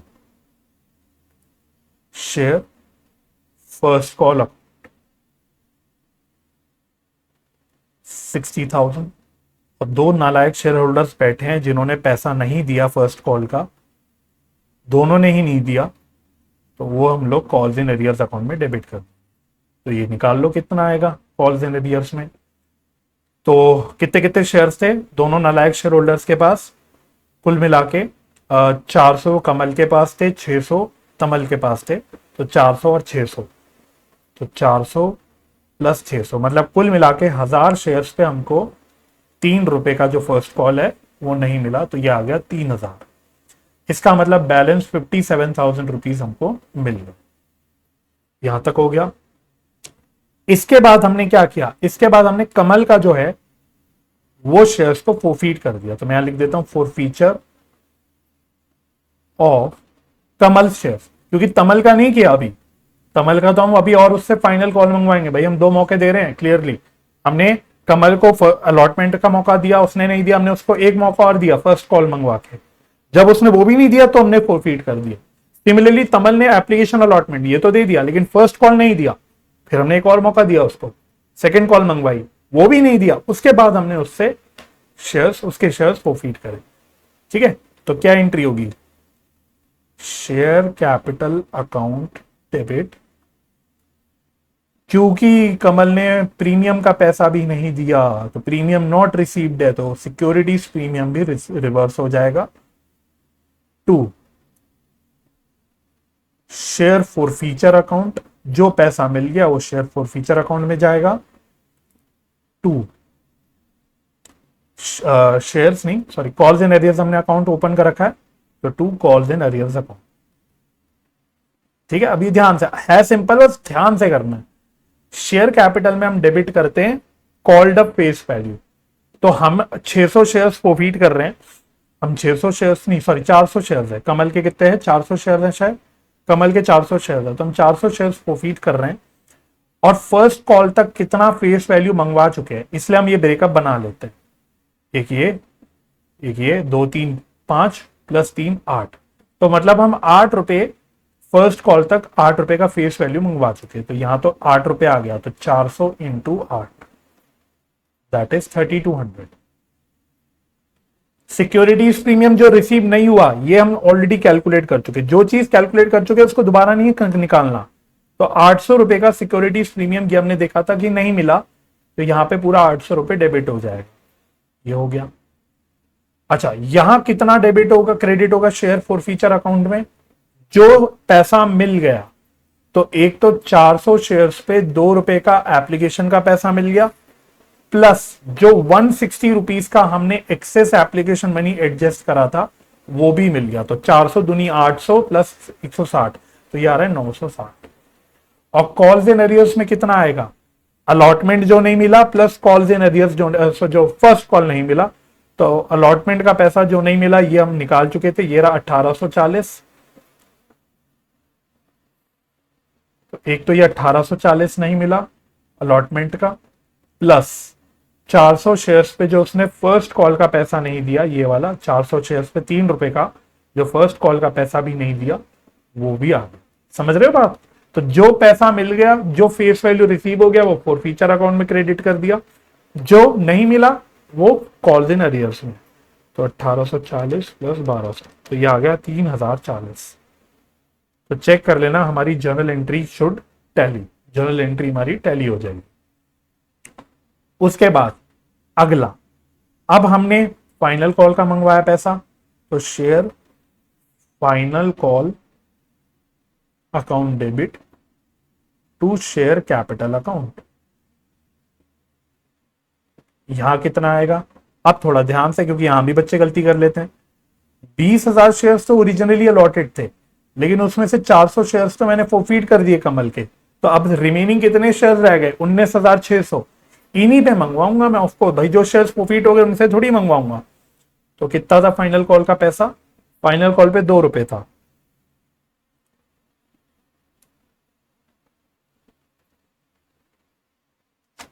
तो 19,600 × 2, तो ये आ रहा है 39,200।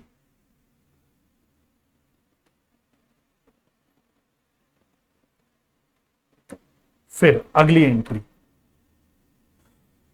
Bank account debit calls in arrears account debit to share final call.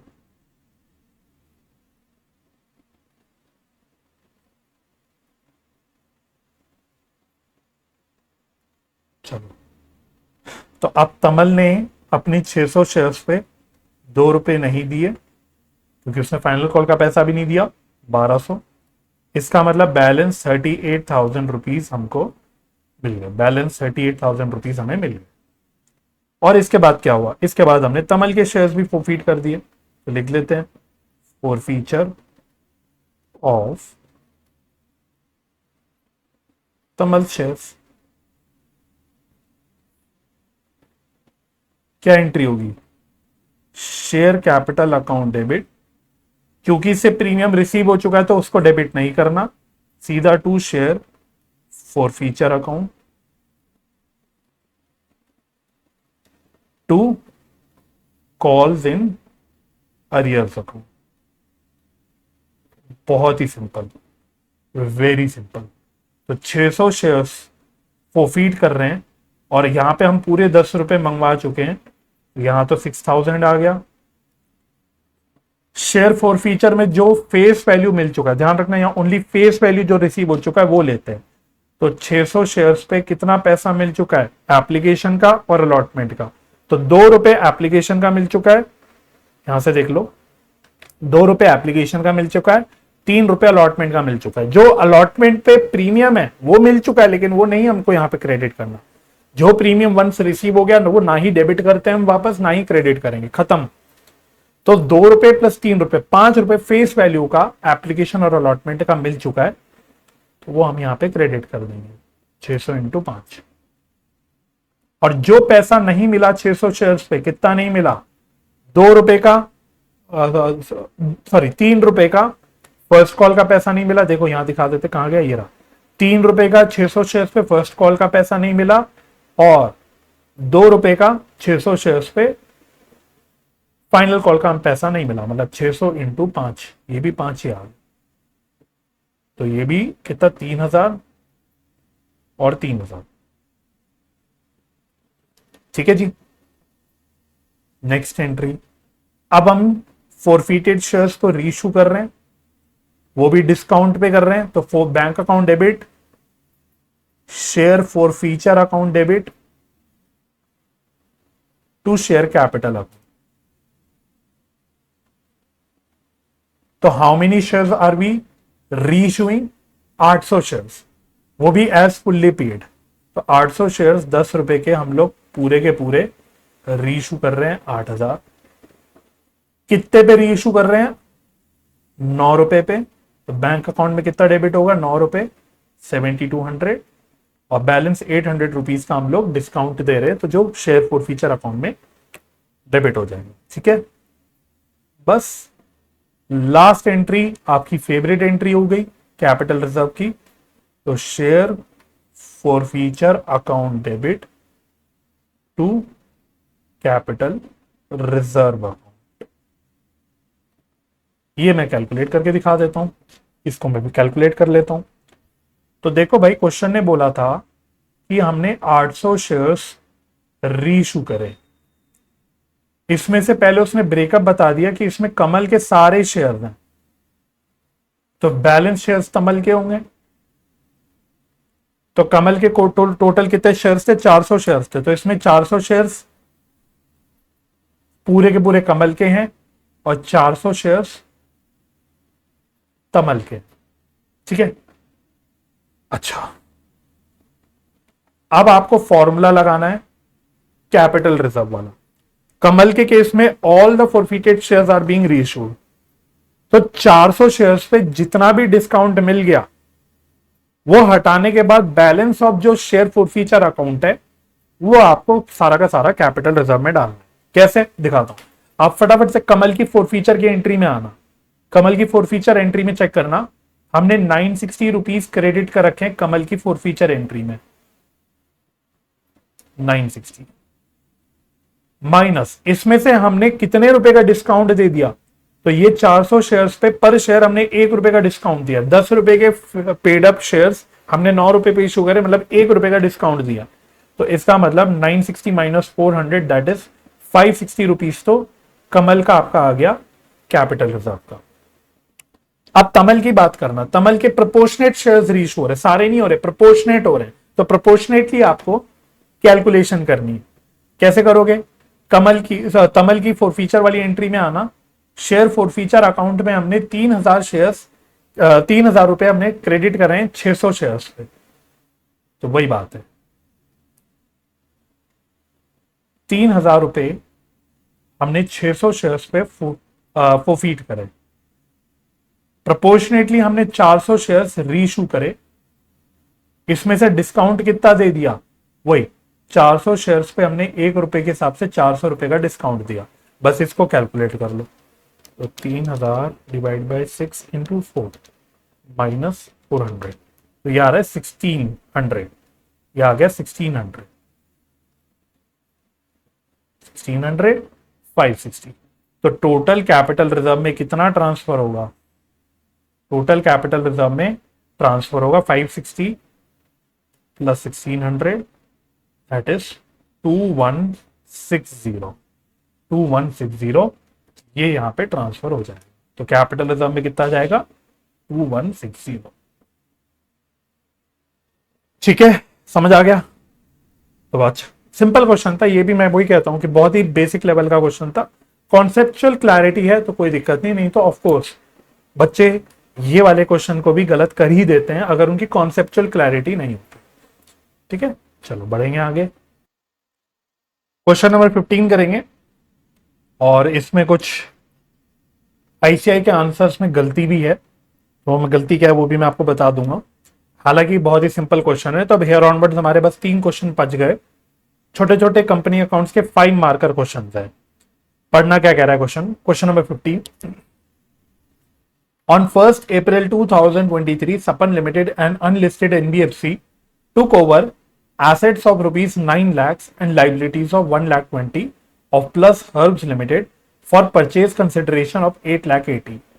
It paid the purchase consideration by issuing 8% debentures of 100 each at 10% premium on the same day. तो एक ये हम जो इशू कर रहे हैं डिबेंचर्स को, वो इशू कर रहे हैं for consideration other than cash.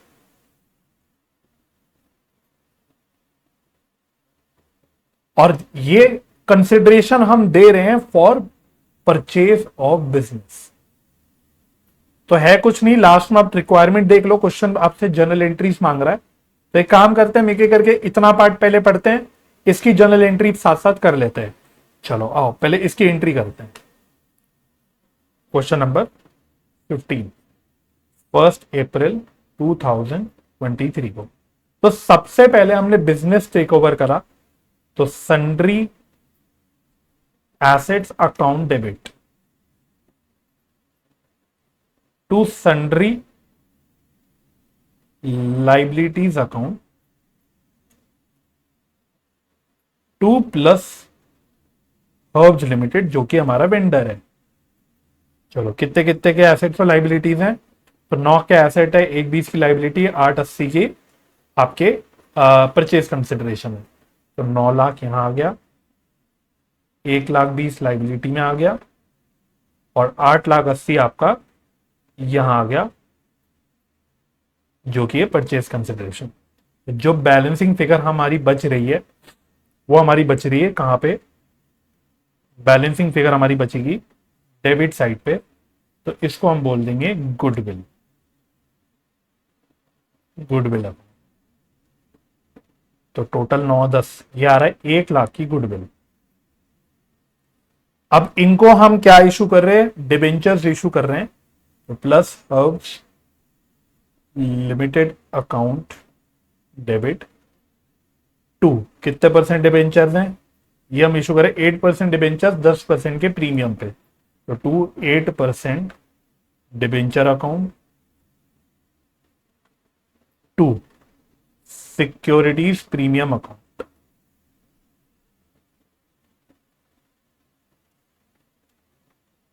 ठीक, तो यहां पे हमको निकालना होता है number of debentures to be issued. तो देखो हमें कितने 8,80,000 रुपए की पेमेंट करनी है बाय इशू ऑफ डिबेंचर्स। तो इसको हम डिवाइड कर देते हैं इशू प्राइस से। तो what is the issue price पर डिबेंचर? 100 रुपए के डिबेंचर है, 10 रुपए का प्रीमियम है। तो 100 रुपए के डिबेंचर है, 10 रुपए का प्रीमियम है, यानी 110। तो नंबर ऑफ डिबेंचर्स आपके निकल के कितने आ गए? 110, 8,000। ठीक है, तो यहां आ गया 8,000 इंटू 100, यहां आ गया 8,000 इंटू 10, और ऊपर तो पूरा ही 8,80,000 डेबिट हो जाए। तो 8,80,000 यहां, 8 लाख यहां, 80,000 यहां। Simple, very simple. ठीक है, यहां तक डन हो गया, आगे बढ़े। यस, फिर कहता है सपन लिमिटेड इशूड अनदर 3,000 डिबेंचर्स। हमने और 3,000 सेम वही 8% वाले डिबेंचर्स इशू करे 100 रुपए पे, लेकिन अब के हमने ये 10% के डिस्काउंट पे इशू करे, रिडीमेबल जो कि होंगे एट अ प्रीमियम ऑफ 5%।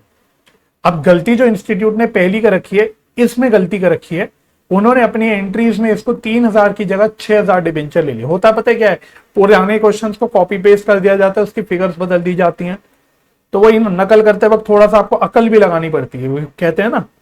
तो आंसर कॉपी करते वक्त भूल गए, उन्होंने वही जहां से क्वेश्चन ओरिजिनली कॉपी किया था उसका सोल्यूशन चिपका दिया, ऐसा मेरा ख्याल है। वो भूल गए कि उन्होंने 6000 डिबेंचर को 3000 यहाँ पे चेंज करके कर रखा है। तो इसलिए इस पार्ट के सोल्यूशन में जो आपको आंसर दिखेगा उसमें उन्होंने जो कैलकुलेशन कर रखी है वो 6000 डिबेंचर्स की कर रखी है, जो कि गलत है। तो टेंशन मत लेना, हम सही करेंगे, हम सही वाला आंसर करेंगे। तो 3000 डिबेंचर इशू करे 100 रुपए के 10% के डिस्काउंट पे, और ये 5% के प्रीमियम पे रिडीम होगा after 5 years। According to the term of issue 30 is payable on application and balance on allotment of debentures. तो इसका ब्रेकअप मैं बता देता हूं क्या बनेगा। तो 100, देखो 100 के डिबेंचर्स हैं, लेकिन ये हम 10 रुपए के डिस्काउंट पे इशू कर रहे हैं। क्वेश्चन ने बोला कि एप्लीकेशन पे तो 30 रुपए है और बैलेंस अलॉटमेंट पे है। तो जब क्वेश्चन साइलेंट होता है तो हम हमेशा मानते हैं कि प्रीमियम या डिस्काउंट का जो अमाउंट है वो चिपका हुआ होगा अलॉटमेंट के साथ। इसका मतलब 30 रुपीज का पूरा अलॉट एप्लीकेशन पे जो पैसा है वो फेस वैल्यू का होगा, और बैलेंस आपका 70,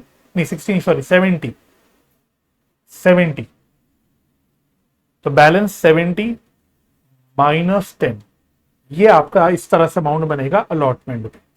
अब इसकी जनरल एंट्री कैसे होगी, देखो पहली एंट्री, अब ये कब हो रहा है हमें पता नहीं, बस डेट नहीं बताई उसने, तो छोड़ दो डेट। पहली एंट्री हम करेंगे bank account debit to debenture application account. ठीक है, तो टेंशन मत लेना भाई, अब इंस्टीट्यूट ने 6000 डिबेंचर लेके कर रखा है, तो इंस्टीट्यूट के आंसर में जो एंट्री में अमाउंट होगा वो डबल अमाउंट दिखेगा आपको, तो परेशान मत हो जाना। तो 3000 डिबेंचर है, 30 रुपए का एप्लीकेशन का पैसा है, तो ये कितना हो गया 90,000।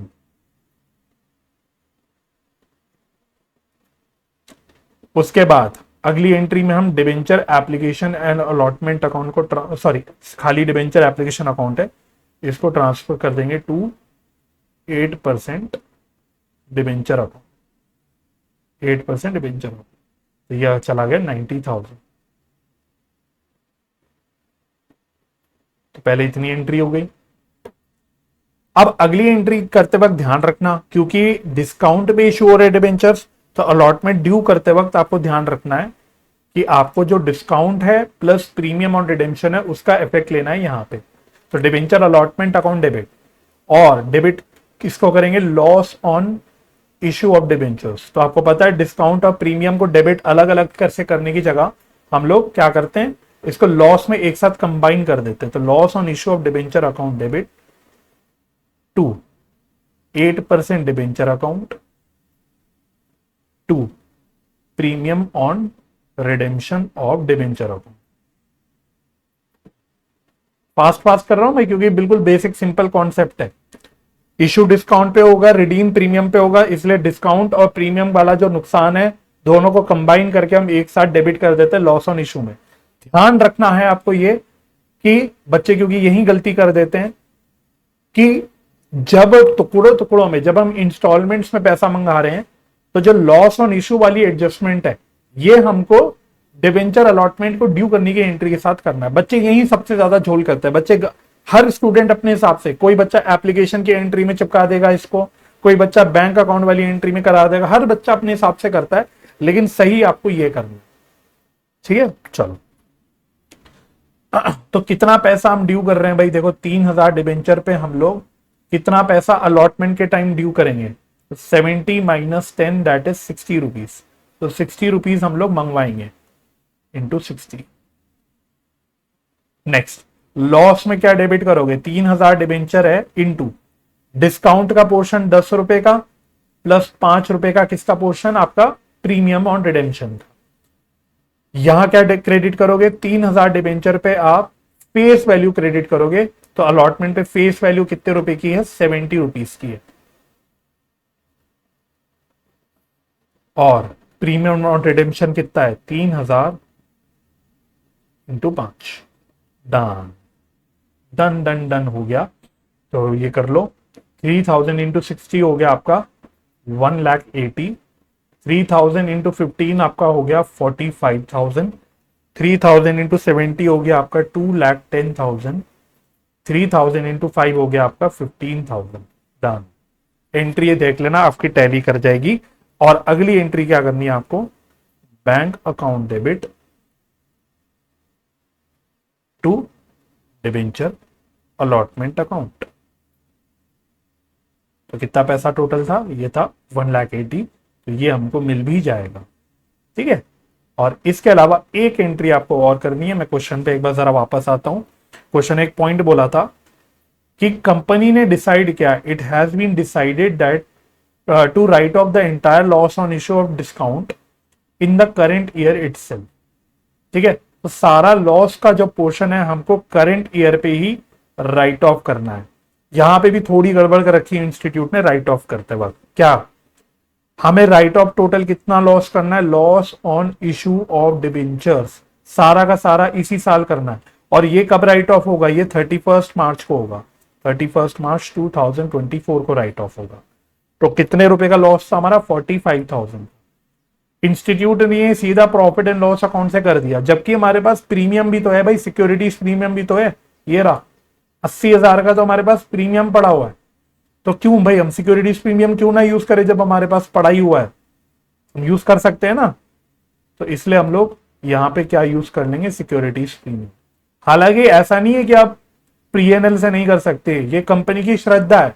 आप चाहो तो पीएनएल से सीधा कर लो इसको राइट ऑफ, कोई प्रॉब्लम नहीं। बट जब मेरा कहना है कि सिक्योरिटीज प्रीमियम में जब पैसा पड़ा ही है, क्लियर कट पड़ा है कि भाई 45,000 रुपीज तो हमारे पास है ही है, 80,000 रुपए क्रेडिट किया तो एटलीस्ट 45 तो है ही है, तो क्यों ना हम लोग यूज करें, ठीक है। तो मेरे हिसाब से हमें यहाँ पे सिक्योरिटीज प्रीमियम को यूज करना चाहिए।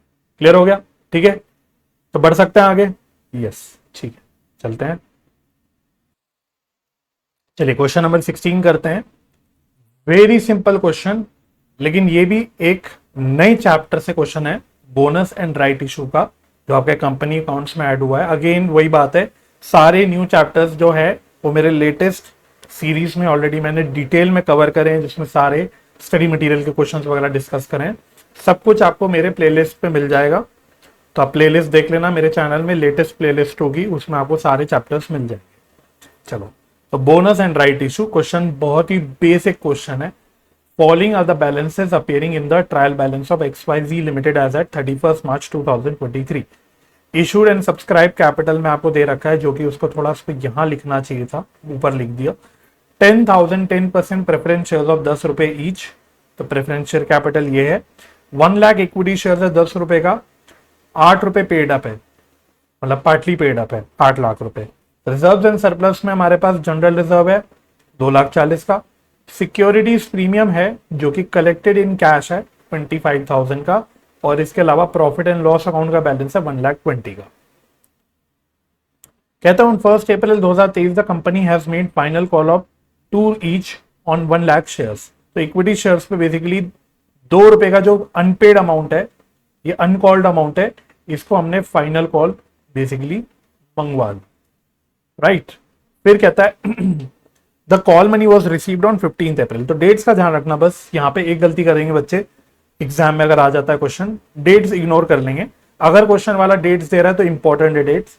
1 अप्रैल को फाइनल कॉल मंगवाया, 15 अप्रैल को फाइनल कॉल का पैसा मिल गया।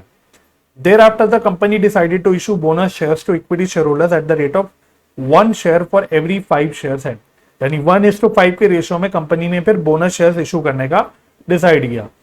तो फाइनल कॉल मंगवाने का वही मतलब है, क्योंकि bonus shares only fully paid shares के अगेंस्ट इशू कर सकते हैं। तो सबसे पहले हमने शेयर्स को फुल्ली पेड किया फाइनल कॉल मंगवा के, उसके बाद हमने बोनस शेयर्स इशू करे। For this purpose it decided that there should be minimum reduction in free reserves. नहीं भी बोलता तो हम यही करते हैं, पास जर्नल एंट्रीज। तो बस एक बात का ध्यान रखना, as per section 52 companies act 2013 का जो है, उसके तहत हम लोग सिक्योरिटीज प्रीमियम का यूटिलाइजेशन कर सकते हैं for the purpose of bonus shares. लेकिन लिस्टेड कंपनी के केस में एक बात और ध्यान रखनी होती है कि सिक्योरिटीज प्रीमियम हम तभी कर सकते हैं अगर वो कैश में कलेक्टेड है। अब यहां पे क्वेश्चन में कंपनी का नाम है XYZ लिमिटेड, तो है तो ये public company, but this can be listed also, unlisted also.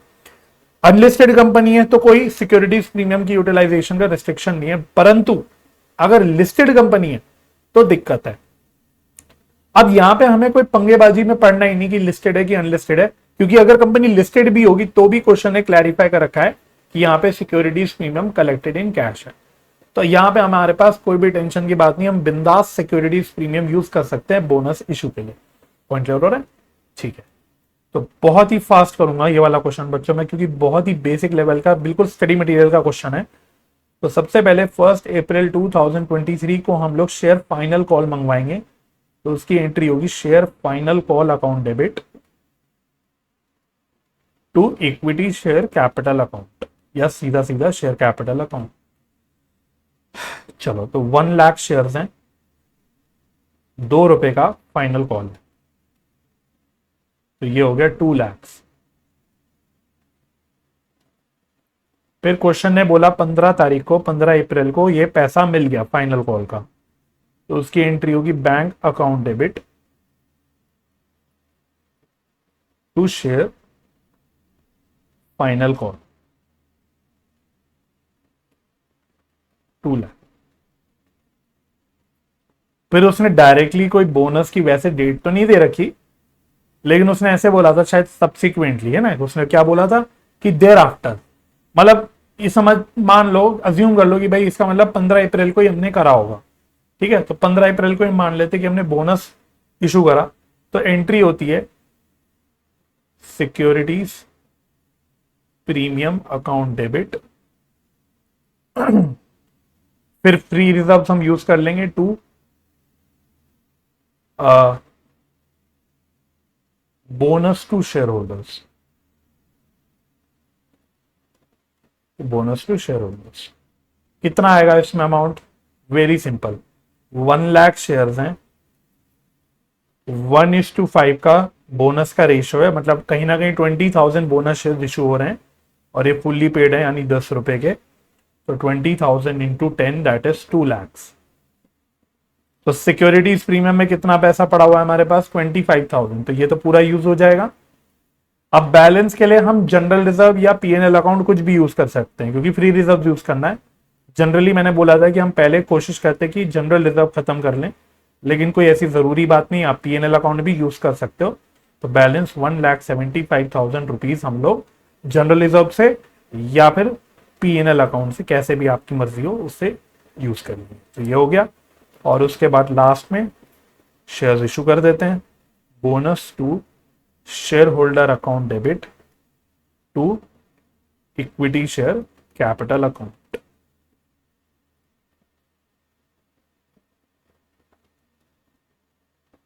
Done, very simple, खत्म, सवाल इतना ही सवाल था, बहुत ही सिंपल, 4 to 5 मार्क्स का आप ये मान सकते हो क्वेश्चन था। ठीक है, तो लास्ट प्रैक्टिकल क्वेश्चन पे बढ़ते हैं हम लोग जल्दी से, मैं लोड कर लेता हूं क्वेश्चन आपके सामने। क्वेश्चन नंबर 17, अगेन ये है आपके एक और नए कंपनी अकाउंट्स के चैप्टर से, that is redemption of preference shares. Again बहुत ही सिंपल क्वेश्चन है बच्चों, बहुत ही स्ट्रेट फॉरवर्ड क्वेश्चन है। सुशील limited had 10% redeemable preference shares of 100 each fully paid up.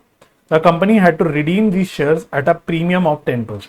तो प्रेफरेंस शेयर्स है ₹100 के, 10,000 शेयर्स हैं, ये 10% के प्रीमियम पे रिडीम करने हैं।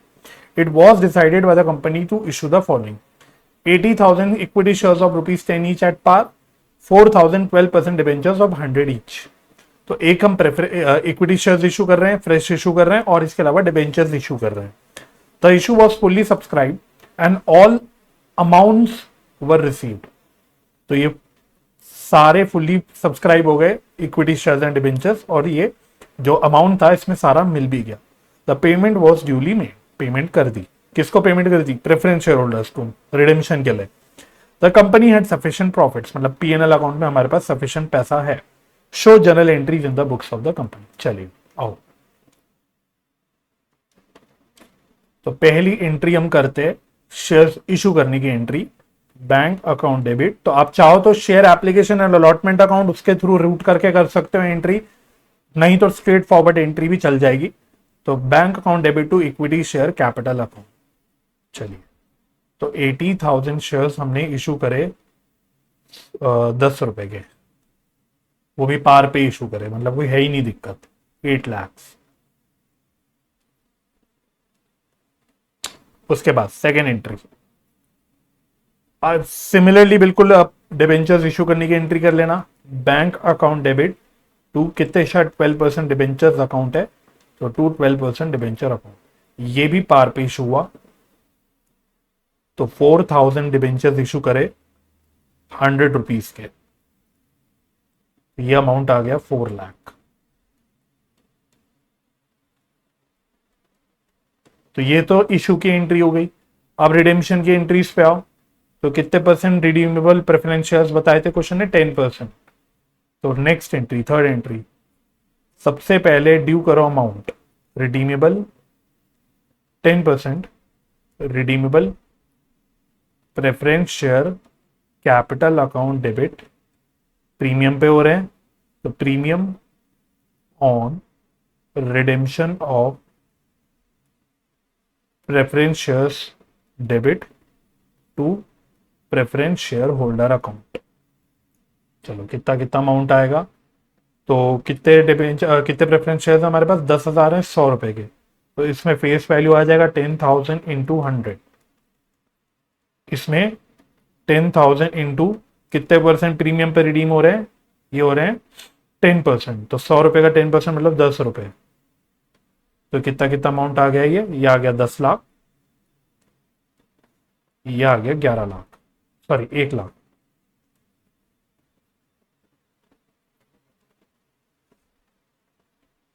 तो टोटल अमाउंट ही हो गया प्रेफरेंस शेयर होल्डर्स को 11 लाख। उसके बाद पे कर दो, preference share holders account debit to bank account 11 lakh.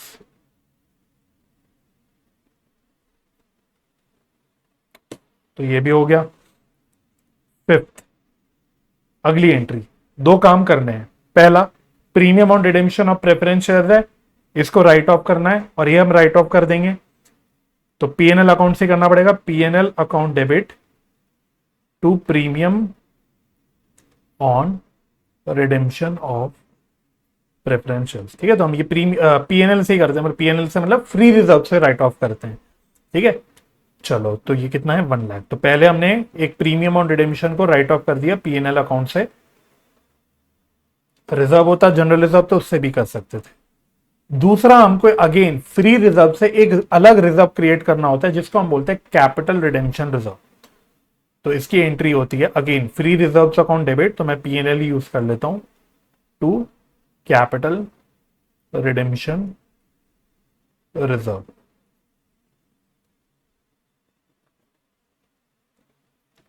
ये आपको कैलकुलेट करना पड़ेगा। तो इसका फॉर्मूला आपको याद दिला देता हूं क्या होता था। इसमें हम बोलते थे face value of preference shares redeemed less face value of shares issued. तो ध्यान रखना, face value of preference shares redeem, ये तो आपको सिंपली यहां से देख लेना, जो आपने रिडेम्पशन की एंट्री कर रखी होगी, तो इसमें जो प्रेफरेंस शेयर कैपिटल को जिस अमाउंट से डेबिट किया होगा, यही अमाउंट ले लेना है। और सिर्फ फेस वैल्यू आपको लेना है शेयर्स का जो आप इशू कर रहे हो for the purpose of redemption. तो इस सवाल में हम शेयर्स भी इशू कर रहे थे, डिबेंचर्स भी कर रहे थे, लेकिन डिबेंचर्स नहीं हम यूज कर सकते, कंपनीज एक्ट अलाउ नहीं करता, हम सिर्फ शेयर्स यूज कर सकते हैं, वो भी उसका फेस वैल्यू। तो 8 लाख रुपए के फेस वैल्यू के इक्विटी शेयर्स हमने इशू करे, तो लेस 8 लाख रुपए के इक्विटी शेयर। ठीक है, मैं बहुत डिटेल में नहीं अब इस पे चर्चा कर रहा बच्चों, आप अगेन मैं पहले भी बोल चुका, आप मेरे डिटेल लेक्चर में जा सकते हो, उसमें मैंने एक एक चीज डिटेल में डिस्कस करी है, बल्कि मैंने कैपिटल रिडेम्पशन रिजर्व के पीछे पूरा कॉन्सेप्ट समझाया आपको, सब कुछ मैंने कर रखा है, इसलिए अब मैं यहाँ पे ज्यादा चर्चा नहीं कर रहा। ठीक है, तो बेसिकली आपको 2 लाख रुपए का कैपिटल रिडेम्पशन रिजर्व बनाना पड़ेगा। तो आई एक्सपेक्ट अगेन 5 मार्क्स का क्वेश्चन ज्यादा से ज्यादा इसमें बन जाएगा। ठीक है, चलिए इसके अलावा बच्चों जो थ्योरी का क्वेश्चन लास्ट रह गया, इसमें ज्यादा मैं कोई डिस्कशन करूंगा नहीं, बिकॉज जो थ्योरी के क्वेश्चन आते हैं अकाउंट्स में स्ट्रेट फॉरवर्ड होते हैं। कॉन्सेप्चुअल क्वेश्चन ट्रू फॉल्स में बनते हैं, वो हम लोग फर्स्ट पार्ट में ऑलरेडी कवर कर चुके हैं। थ्योरेटिकल क्वेश्चंस मतलब डिट्टो बिल्कुल ही स्ट्रेट फॉरवर्ड होते हैं, जैसे आपको थोड़ा सा रटना पड़ेगा, थोड़ा लर्न करना पड़ेगा, थोड़ा आपको चीजें खुद से पढ़ के करनी पड़ेगी। तो शॉर्ट नोट्स पूछ रहा है फर्स्ट, जैसे उसने पूछा फंडामेंटल अकाउंटिंग असम्पशंस। तो फंडामेंटल अकाउंटिंग असम्पशंस क्या होती है, इसको मीनिंग बताना है कि भाई ये कुछ असम्पशंस होती है जो मतलब ये प्रिज्यूम किया जाता है कि सारे अकाउंटेंट्स फॉलो करते हैं जब वो अकाउंटिंग करते हैं, जब वो अपनी फाइनेंशियल स्टेटमेंट्स की प्रिपरेशन करते हैं। इसका कोई सेपरेट डिस्क्लोजर, स्पेसिफिक डिस्क्लोजर नहीं करना होता अगर फंडामेंटल अकाउंटिंग असम्पशंस फॉलो हो रही हो तो। लेकिन अगर फंडामेंटल अकाउंटिंग असम्पशंस फॉलो नहीं हो रही तो फिर स्पेसिफिक डिस्क्लोजर करना पड़ता है। इसके अलावा आप 3 फंडामेंटल अकाउंटिंग असम्पशंस हैं, उसको ब्रीफली बता दो। एक है गोइंग कंसर्न, जिसका मतलब होता है कि हम मानते हैं कि बिजनेस फोर्सिबल फ्यूचर के लिए काम चलेगा। फिर होता है आपका कंसिस्टेंसी। कंसिस्टेंसी का मतलब कि अगर किसी बिजनेस ने कोई अकाउंटिंग पॉलिसीज या प्रैक्टिसेस अडॉप्ट करी तो उसको वो कंसिस्टेंटली यूज करेंगे। इसके अलावा तीसरा होता है आपका एक्रूअल कॉन्सेप्ट या एक्रूअल अजम्पशन बोल सकते हो आप, जिसका मतलब होता है कि हम ट्रांजैक्शंस को, इनकम रिसिप्ट्स वगैरह को, पेमेंट्स को, सबको रिकॉर्ड करते हैं, इनकम एक्सपेंडिचर ट्रांजैक्शंस को जब वो हो रही हो, ना कि जब कैश सेटलमेंट हो रहा हो। जब कोई अमाउंट ड्यू हो गया तो हम रिकॉर्ड कर देते हैं, कैश सेटलमेंट हो रहा हो हम रिकॉर्ड कर देते हैं, इसको बोलते हैं एक्रूअल अजम्पशन। बस खत्म। इसी प्रकार से अगला है objectives of preparing trial balance. Trial balance बनाने का क्या ऑब्जेक्टिव होता है? मेन ऑब्जेक्टिव होता है एक होता है आपका अरिथमेटिकल एक्यूरेसी इंश्योर करने के लिए, क्योंकि अगर डेबिट क्रेडिट का जो कॉलम है वो मैच कर रहा है तो इसका मतलब अरिथमेटिकली आपका अकाउंटिंग का जो प्रोसेस हुआ है एक्यूरेट हुआ है। दूसरा होता है ट्रायल बैलेंस हमें हेल्प करता है in preparation of financial statements, जो हम प्रैक्टिकली भी देखते हैं। जो हमारे फाइनल अकाउंट्स के क्वेश्चन होते हैं उसमें हमें क्वेश्चन में ट्रायल बैलेंस गिवन होता है, उसी से हम लोग यूज करके उसका हम लोग क्या करते हैं, अपने फाइनल अकाउंट्स की प्रिपरेशन करते हैं। तीसरा आपका जो ऑब्जेक्टिव हो सकता है, एक हो सकता है आप बोल सकते हो जो एक सेकेंडरी ऑब्जेक्टिव होता है कि भाई कहीं ना कहीं हमें समराइज्ड वे में सारे अपने लेजर के बैलेंसेस मिल जाते हैं, तो it provides summary of all ledger balances. तो ये कुछ आपके ऑब्जेक्टिव्स हो सकते हैं।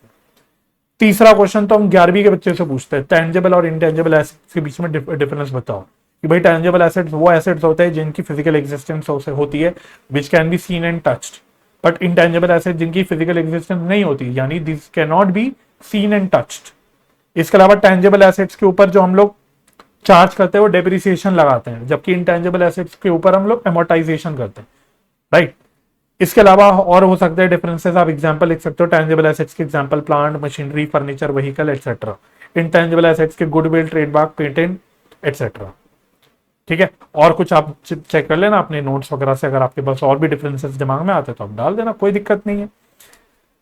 फोर्थ आपका, आपने लॉ में एलएलपी एक्ट पढ़ा होगा तो वहां पे भी ये सब चीजें पढ़ी होगी, लाइबिलिटी ऑफ एलएलपी और उसके पार्टनर्स। एलएलपी की लाइबिलिटी कैसी होती है और उसके पार्टनर्स की क्या लाइबिलिटी होती है, तो ये आप इसको सेल्फ कर लेना। इसको आप लिंक कर सकते हो अपने लॉ से, लिंक विद एलएलपी एक्ट जो आप अपने लॉ में पढ़ते हो 2008, राइट।